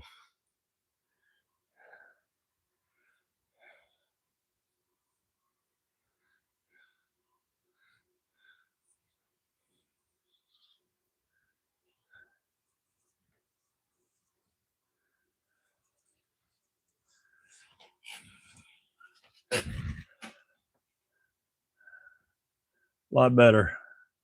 No rust and crud up in the inside. No rust up in here that's going to end up causing plating to start flaking and fall off. No crud and grime up in here where people, hey, this sock is junky, it doesn't fit. Well, it don't fit because it's caked. So that'd be a great one. Great one to use again. I snagged a small lot a few months ago from, I think it was a mechanic that was working out of his own garage, because he didn't have a whole lot of tools, but don't get me wrong, they weren't junk tools. They were Snap-on Mac. They're older ones, but he had a odd variety. I even got some custom stuff, old alignment tools, the large ones, distributor wrenches, assorted shapes and sizes. Some people classify those down into obstruction type wrenches. I found quite a few in that lot I picked, but I kid you not, I was digging with pocket pry bar and I was scooping piles and piles of crud out of the sockets. I was like, I don't know how the socket ever worked. With the amount of crud I pulled out of them, there's no way it should have fit around any kind of nut or bolt. I had one deep well. It was a long deep well too. That one took a long time for me to clean, but I scooped out so much crud. He had it was only a shallow socket. There's no way it would have been able to go down over a thread awl to hit a nut and then come back off. Wouldn't have been able to do that because it was so caked with crud in there, you couldn't even see through it. The bottom, you could not put a extension or a ratchet on far enough for it to hit the detent. It wouldn't go into hit a detent and hold it in place.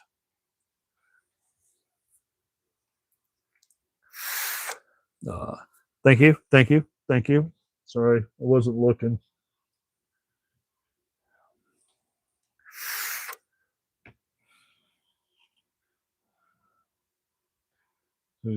This is Snap-on 1 3/4. I'm curious. I know it's not super old. I want to find out what year that's from.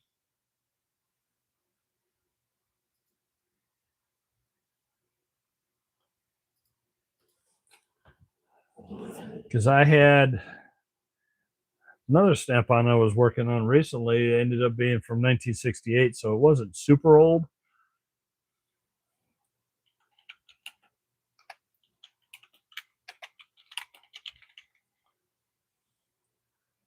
So let's go here. Let's go here. Let's go here. I'm going to click on that. And that is a straight block letter 5. 1965. So I bet it lasts longer than 2065. I bet this thing will last way more than a century.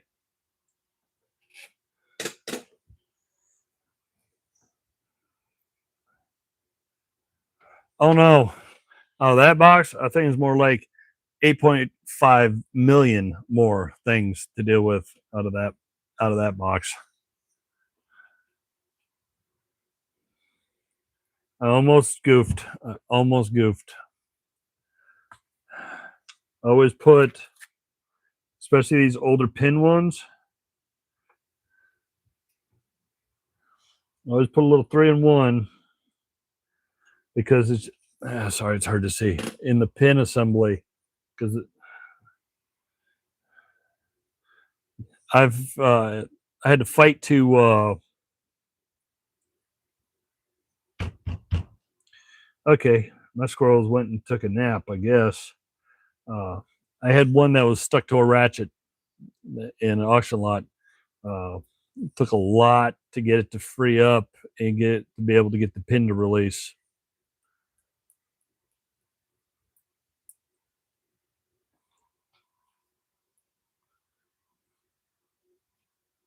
That'll work. I probably already have 1 3/4. Well, actually, I know I do. I have a Bonnie HD 3/4 drive ratchet set, complete set. I just need to. It needs to be tidied up. The box needs a little bit of love, but I got to be ultra careful with it because there's still residual Bonnie stickers on it. And well, Rusto Rob, who just left a bit ago, found that exact set in a 1933 Bonnie advertisement and catalog. It's so old, it is not that style ratchet. It's a pass through that has the anvil that you push one way or the other to and flip the entire ratchet around, but it's 3/4 drive. weighs a ton.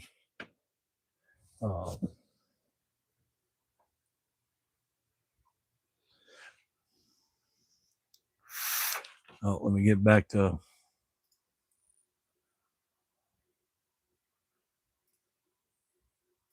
Come on, get back here. There we go. Socket is made better than the new ones. Oh, for sure. For sure. This old 60s socket, I've found, I've got newer ones that I actually had to knock off some of the chrome and then take fiber wheels and work it to try and blend the chrome to where the loose chrome and the chrome that was still attached properly, had to blend it and then turn around and hit it with the 2000 grit fiber wheel to clean it up and get it looking right. But it had to do that ultra smooth to where the flaking chrome. I ain't never had a problem with any of that off snap-on sockets prior to, I think, 78 or 79 was the oldest one I have had any kind of issues with their treatment. How's the box? Well,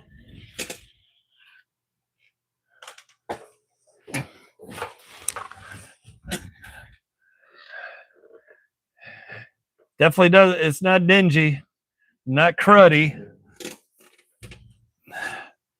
The handle is not all nasty, and the inside's not bad. It's got some streaks in it. It needs one more.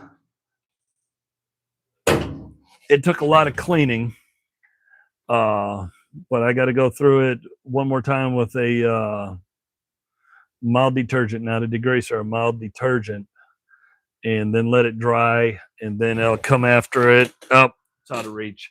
I've got some McGuire's cleaner and polish, and then I'll actually, you know what? Let me grab one of them that I have completed, if it's not too far away.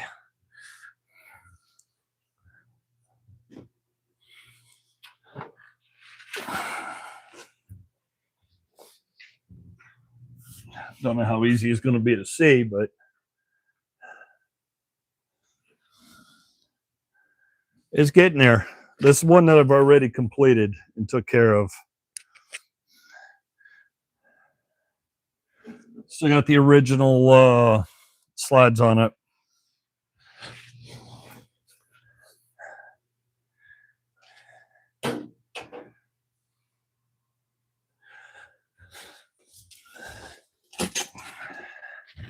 When I started, the box still needs a lot more cleaning, but it looked almost, it didn't have much red. It seemed like it was a very rough, it was almost like somebody dumped a bunch of orange into a red paint mix.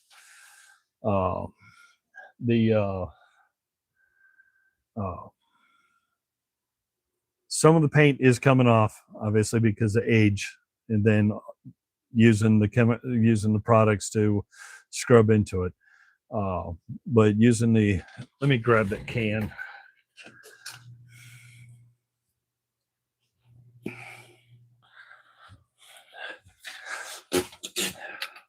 So when I was scrubbing and cleaning it really good, just like with blue towels or even these rags, to scrub and get the grime, the crud. There's some stickering that's on there that probably will never come off, because when that box was purchased, they put numbered stickers on them, and they were on there for probably 40, 50 plus years. I got the stickers off, but you can see the change in the paint. I'm not going in to go through, and I'm not going to put any cutting products on it and sit there and buff the snot out of it. Was never my intention to do a full restore. I just wanted it a good quality snap-on box because it was 7 drawers just to store tools in. So I got it, had a lot of severe dents and dings, still has a couple dents in it, and that's because of where it's located inside the body. Even some of the specialty tools that I got to try to work on it, I could not knock it loose. Couldn't get it to pop out. But I got it. It's going to have a little rust. It's just going to be coated. It's going to be cleaned. It's going to show its age, its history, and the war it's been through. But yeah, McGuire's Cleaner Wax. It's probably got, well, it's funny how I said I wasn't going to put a cutting compound on it and then buff it. I guess that's not entirely accurate, because usually a cleaner wax, no matter what the company is, has some kind of cutter in it. It's usually a lightly aggressive cutter, and it will, cut into the top layer. So, and then obviously as the wax hardens, and then you polish it and all that. So it'll kind of get into the top layer just a hair, and then the wax goes on it. And well, you saw that one drawer went from a faded red. Uh-oh.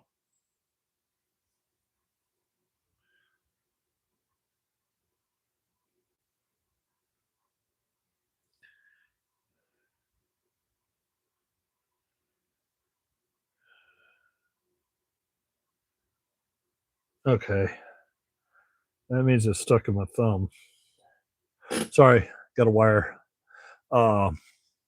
Went from that faded red with orange tint to it to a nice shiny red. Well, took a ratchet from cruddy to looking good. Got a 3/4 drive snap-on socket that was, I would call it minor rust considering what I'm used to working with. I got it back in really good working order again.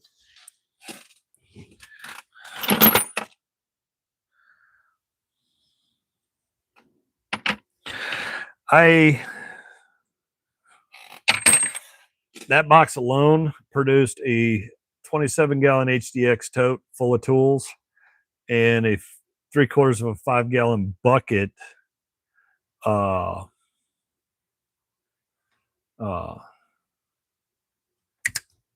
full of sockets.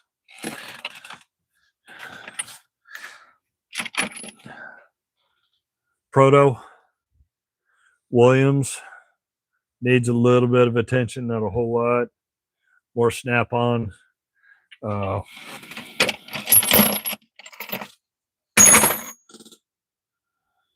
that's another snap-on. Probably the best one I've done yet. It was so rusty you can barely identify anything on it. Is this one.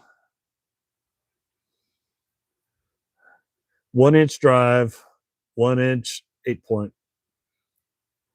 This thing was a complete rust monster.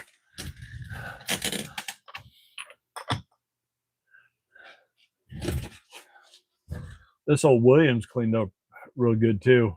That's ready for a lot more use. Oh.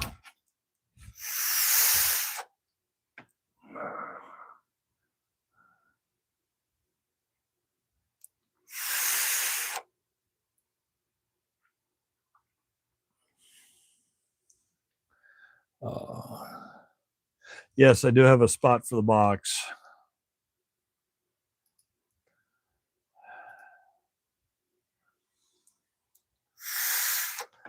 So if you've seen any of my videos and see my intro where I've got some of my RC cars that shows in the background, off my right shoulder is an old nightstand type thing. It's a El Cheapo one. Sitting on that, what's that Walmart stuff? Sterilite little pull-out drawers. That's where I was putting sockets and wrenches and stuff that I cleaned up before it got moved into a big box. The weight of what I was putting in there literally collapsed them. I ain't adding or removing anything out of them.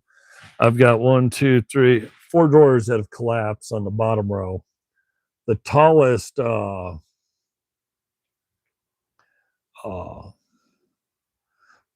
one is the top two. The top two don't have more eclectic collection in them. They're not gonna deal with it. Well, I've been in the top of the. I've been in the observation floor of the Empire State Building. I've been to the top of both of the trade towers when they were still up, and I've been to the Sears Tower. And I don't give a rat's butt what they want to call it now. It was the Sears Tower. It will always be the Sears Tower until the day I die.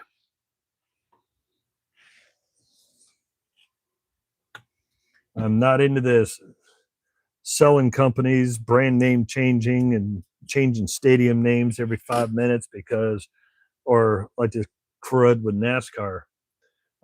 When I did watch it, it was Winston Cup. But of course, I stopped watching that in 2001. So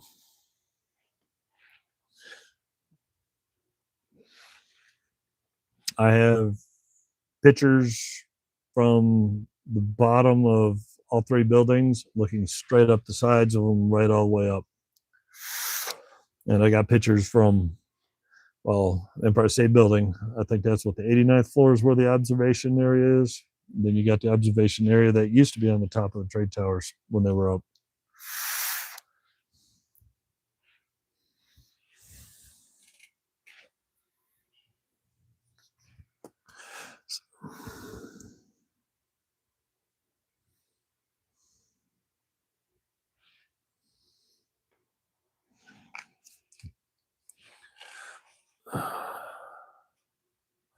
So yeah, it'd be nice to get rid of those El Cheapo plastic drawers. I thought they were going to function for what little I was doing at the time. I had no idea a year later I'd be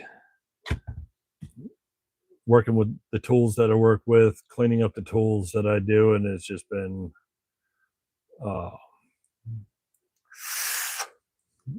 St. Louis? No. I drove by it, but that was it. Never actually went up in it. I'm assuming that's what you're talking about. Because when you talk about the arch, that's the first thing that I think of.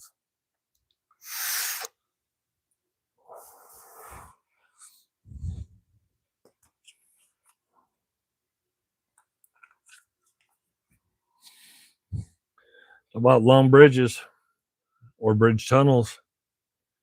I've been on a lot of them too.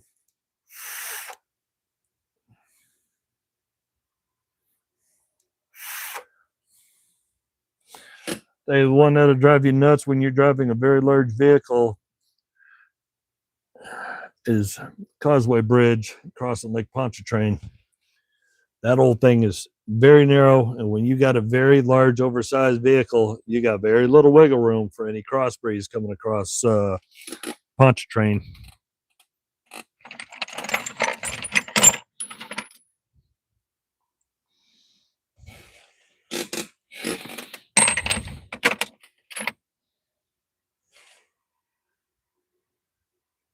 Mm.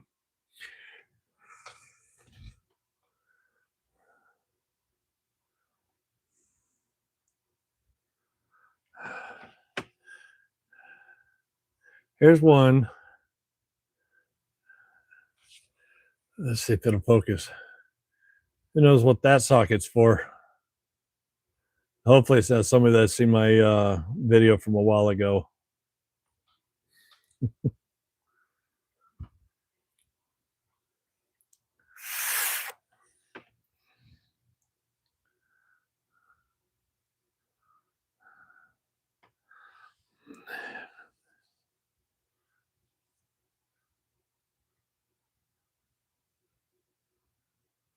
Yeah, but I custom make my coils. I custom make my coils. So I can build my coils the way I want. My coils don't fail hyper fast. I've been sub-ohming for well over 10 years, all the way back to mech mods, and I've been building my own coils since then. I can build for extreme flavor, which these little silly tobacco companies, uh, silly little tobacco companies that create these pods will never replicate because their flavors are just junk. All right, Dave, be safe. Have a good night. Or I can build what we used to do is competition coils. And when you run a good 80-20 VG versus PG juice, it'll chuck clouds. So I don't like tanks. I have shattered and broken probably, I don't know. I have no clue how many tanks I have destroyed. Uh, Matter of fact, got a tank right there, a little short squatty tank. I have RDAs, RTAs, RDTAs, so I can build my own coils and still have the functionality of a tank. But for the most part, the build deck on an RDTA is not as good as a build deck on a true dripper. So I prefer to drip. I still have mech mods, non-variable, raw power, 218 650s, dumps full power, no variable to it. But so like right now, I think this one I've got built at 0.1, sorry, 0.49. So it's not quite down. So it's just under half a ohm, but it's not down and built to chuck clouds, but it's also not, I didn't wrap and mesh it up to where I get crazy good flavor. This is kind of, I guess you want to call this a hybrid in between the two layers.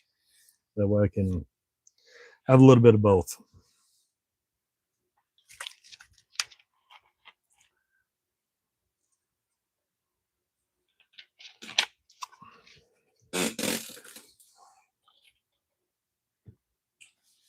Well, I started with Lights, the pins, to the lightsaber, or as some people called it, the doctor's sonic screwdriver. Was at the I Taste 134, mech mods, box mods, hybrid mods. I gone through the gambit of them.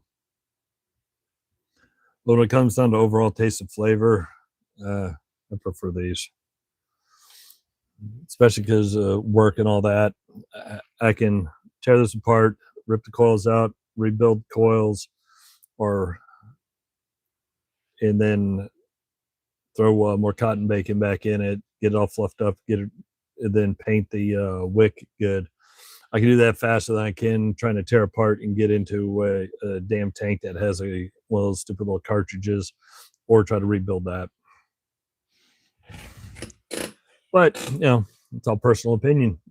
Everybody likes their things. I know some people that can't stand dripping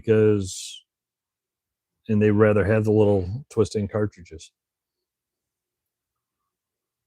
The only problem I've had with a lot of tanks is that over time, if you don't replace the O-rings, or you don't randomly pull as you drain a tank, you don't take it apart, clean it, and then take some juice on your finger and then lubricate those O-rings, they will dry rot, they will crack, and if it tips on its side, you will turn around and leave a puddle of that entire tank. It will leak out.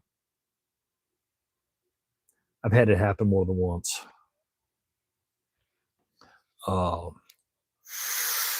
So, like I said, it's all personal opinion.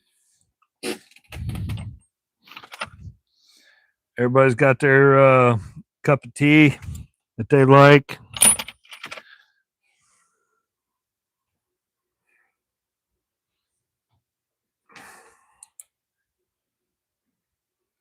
That's not too bad,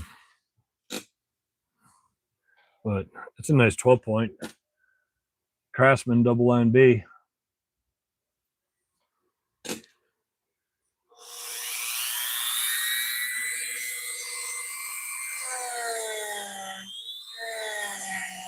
This old school socket. 12 point's not shallow. The 12-point grooves go all the way down to the below the neck.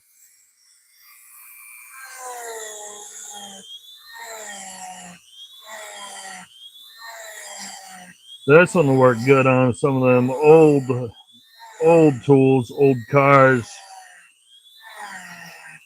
Ones where they put the bolt that had way too much, the bolt was way too long.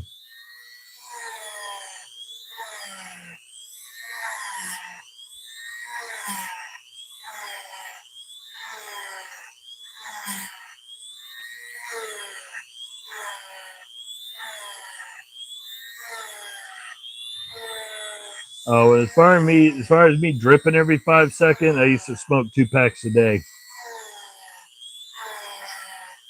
So that's a hard thing to step away from.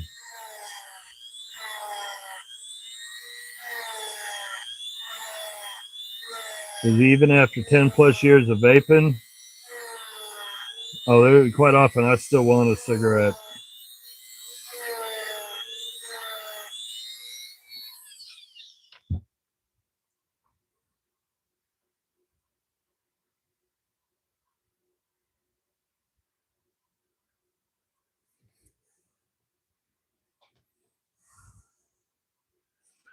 Oh, crud, it's 11:15. Once I'm done with this, I'm going to call it at night because I got to be up around 5:30, 6 o'clock. So get this done, get this place tidied up. Well, I might get 5-6 hours of sleep.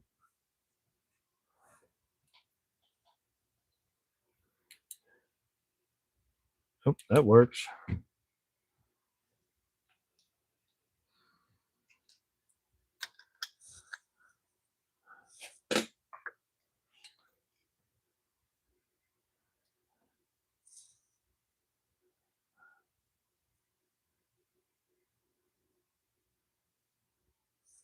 Yes, I've known about that for a long time. I've known about that actually for about 3 years now. I think a couple months ago, they actually took their final picture because they actually wrapped up filming. Now they're just going through the cutting block and putting the movie together. That's gonna be awesome. Because the funny thing, that was in my head. Well, not part 2, but part 1 was in my head when I said that. Oh, see, talking about squirrels not paying attention to doing things. No, this is not for a spark plug. This is a specialized socket that is a royal pain to change. And let me get what's left of another one. I'm trying to find parts to fix it.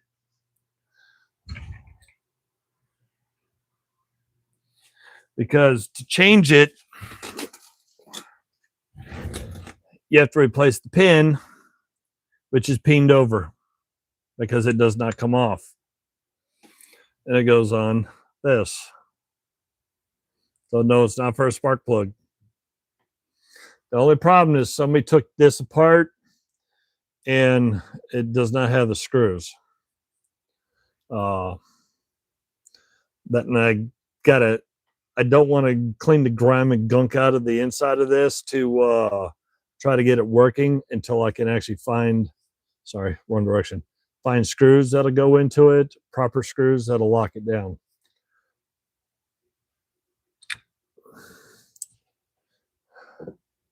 That's old school. But I'm going to probably have to work on the plate and everything else. Then I got to find a spring and a bearing to go inside there to push up, to push that up and get it to engage. But this is a scaffolding, hammer, and socket. This is for putting together, taking apart. I'm not going to swing it, but and working on scaffolding. So this is another socket for it. It's the same socket, but it's another one, 7/8 inch.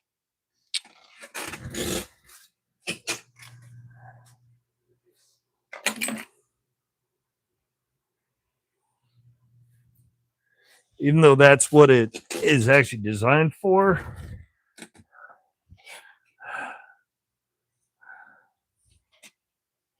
it's still 1/2 inch drive though. So it'll still work on a standard 1/2 inch drive ratchet. Like this old, well, geez. Daggone. Earlier we were talking about stuff like that, and there's a Mustang ratchet that I just cleaned up. So I guess you could say it's a multi-purpose socket, but yeah, that's actually off a scaffolding tool.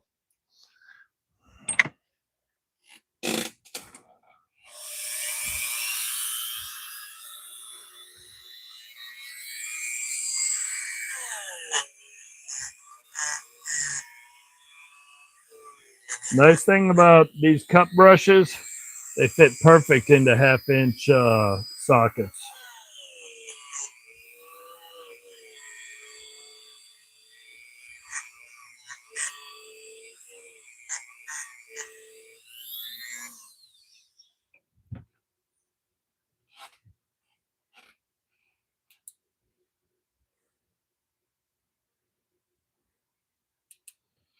Oh yeah, a little spray and a rag, and I think I'm gonna call that one done. Well, I'll clean the outside after I get my hands cleaned. I know I said I wasn't a fan of this, but I'm not gonna sit and try to refill this with LA Awesome.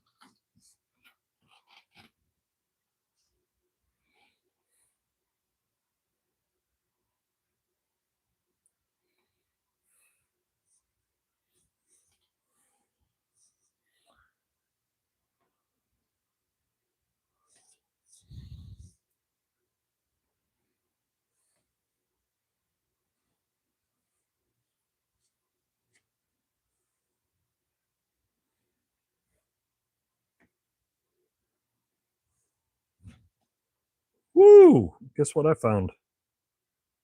Yep.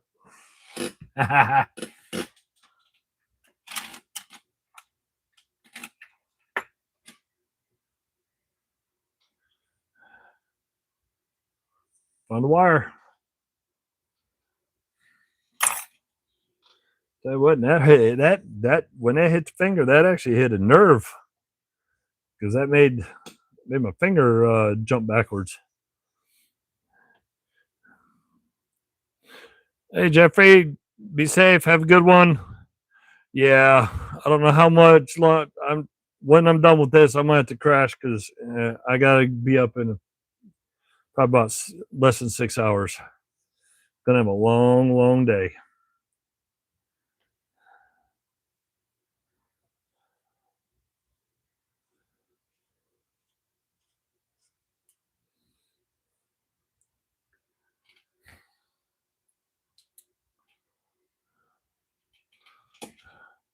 So definitely looks better inside. Oops, sorry.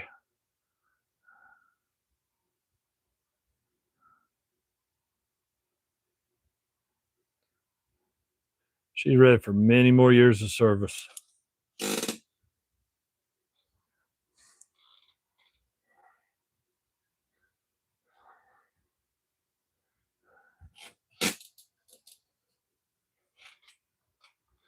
And these double line Bs, these are some workhorses. These things seem to last forever.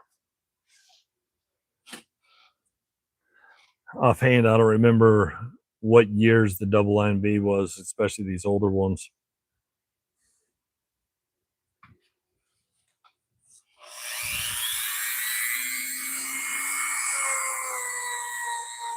Since this isn't really rusty, there's no need to go to the big wire wheel. So I'm going to try to clean this and get all the gunk and crud out of the stamping. Just use the little cup brush.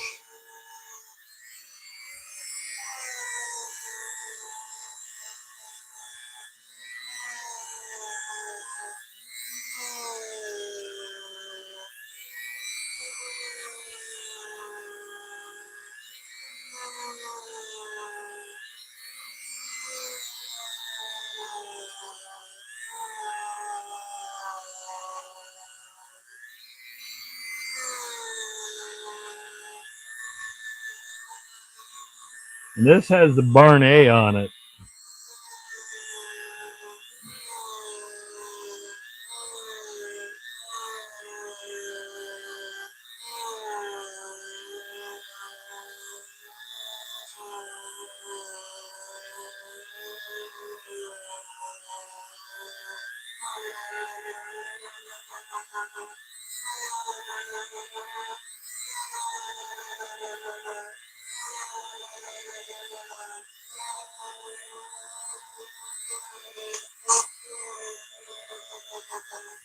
I have a lot of fingerprints on it, but I clean my hands.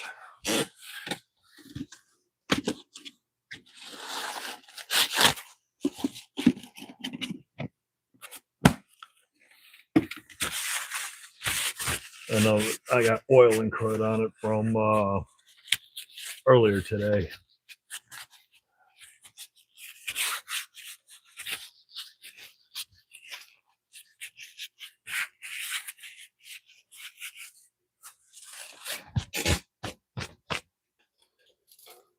Get all the wire bits off me.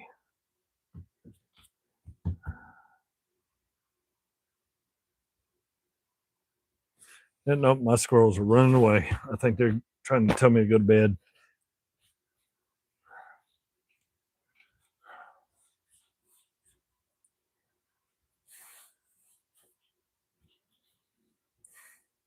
Now, if I really wanted to make it even look better, I could throw some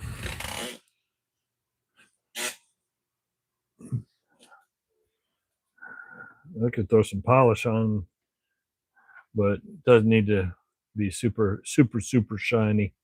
It just needs to be back to good functional state.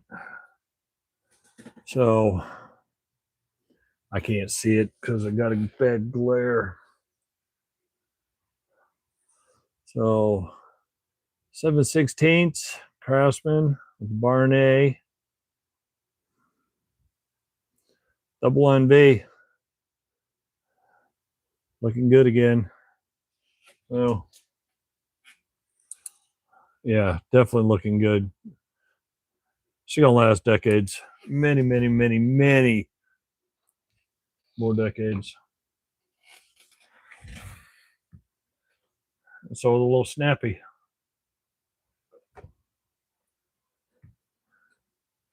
The unknown rusty ratchet. No idea what Co-op Deluxe R2 is, but it's chunky, it's beefy, it's heavy. So this probably outlast half the new crud I got.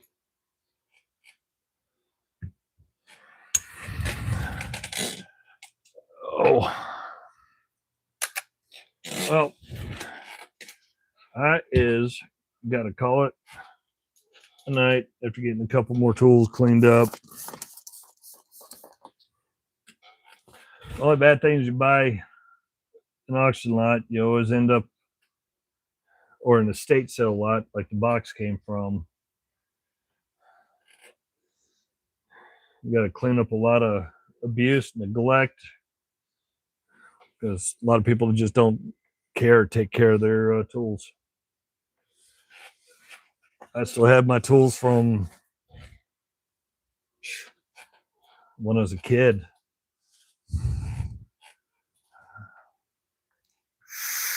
So appreciate everybody that watched, everybody that subscribes. It's been fun. A couple more tools cleaned up, a couple rusty messes. We still got that old double open end wrench that looked like a, let me grab it. For those that may not have been around the beginning.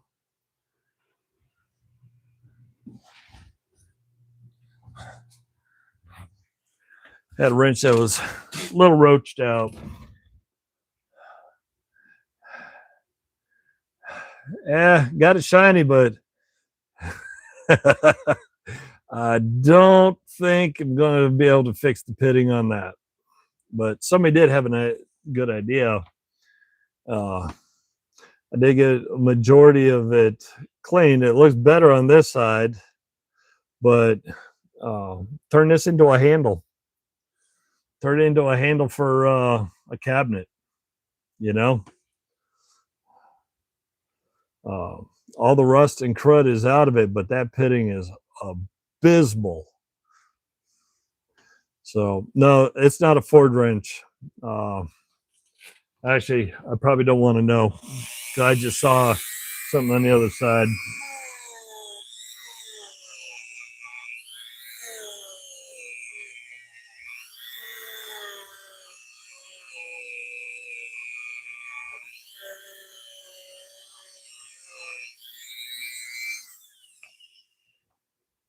Oops. Dummy.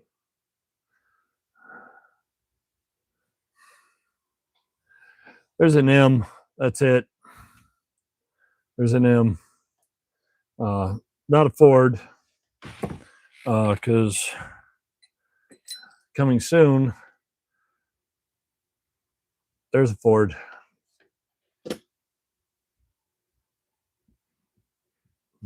I'm working on this one.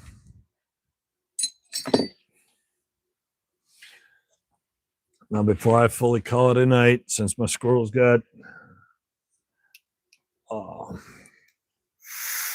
I love those old Ford tools. I know there's probably about 8 trillion of them out there since they sold so many Model A and Model Ts. It's like the old tractor wrenches. They're just awesome. Let me look and see if I have see if I see a logo.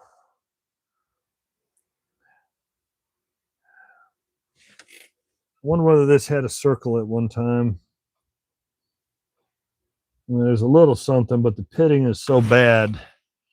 But that M, this looks like it might have been more drop forging. They're the ones that created this. Because the M, oops, sorry. That M is the same as more drop forging. And there's a faint outline on the bottom of a circle. Go back here.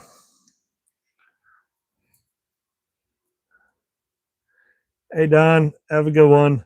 The building's pitted like that.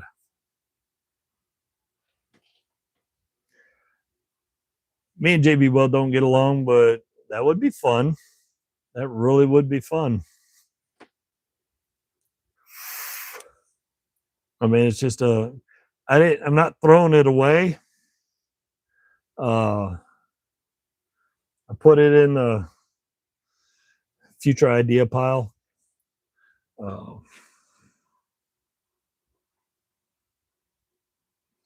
Because I could avoid that M. There is no other markings, no size markings or anything like that. No. Daggone it, Dale. Why you got to give me more ideas? I already get myself in enough trouble with my ideas. I'll play with it. Not going to guarantee that I'm going to video any of it because, like I said, me and JB Well do not get along. but I could really get in there with some dense bristle brushes and make sure there is nothing in the pitting, to make sure, and then scrub it a lot with alcohol to make sure it's clean, kind of like bluing.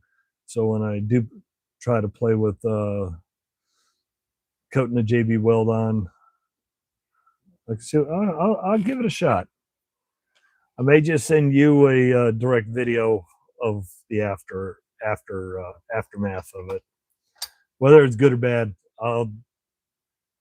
If I attempt it, I'll send you a video of it.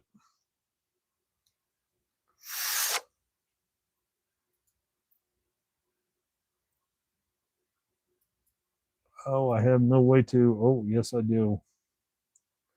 So let's do this. Let's do this. Let's do that.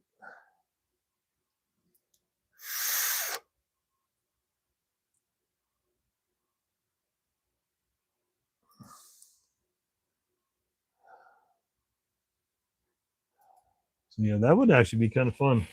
I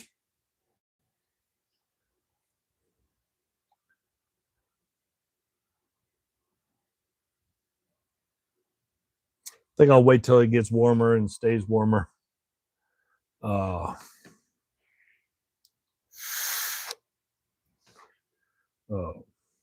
got a couple projects I'm waiting on because of temperature. We're still playing the. A couple mornings ago, we were just above freezing. Like today, I think we were up close to 70. We're supposed to drop. I think we're going to be maybe 60 tomorrow. Then we're supposed to drop down a little bit more. I think next week we're jumping up to the 80s.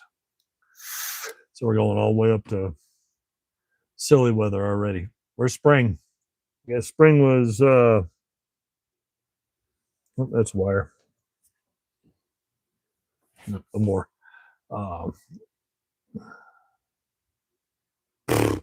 Nope, I've had enough of that. Well, for work, I got to wear long sleeve FR clothes because being up there near the transformers. I'm built for cold. I'm built for snow. I'm not built for long sleeve clothes in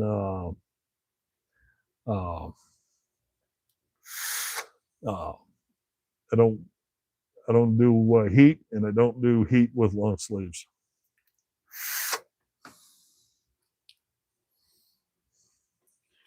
So, okay, let me figure out what I'm doing. Well, I've already said it once. I've got to go this time because I got to catch a nap. Like by the time I get this place cleaned up, and then I can get inside, I'm probably going to get about 5.5 hours sleep if I'm lucky. So appreciate everybody that watches, everybody that subscribes. Good luck in the hunt. Everybody have a good weekend. I'm going to have a blast tomorrow. I'm going to be tired, but that's just life. Everybody have a good one.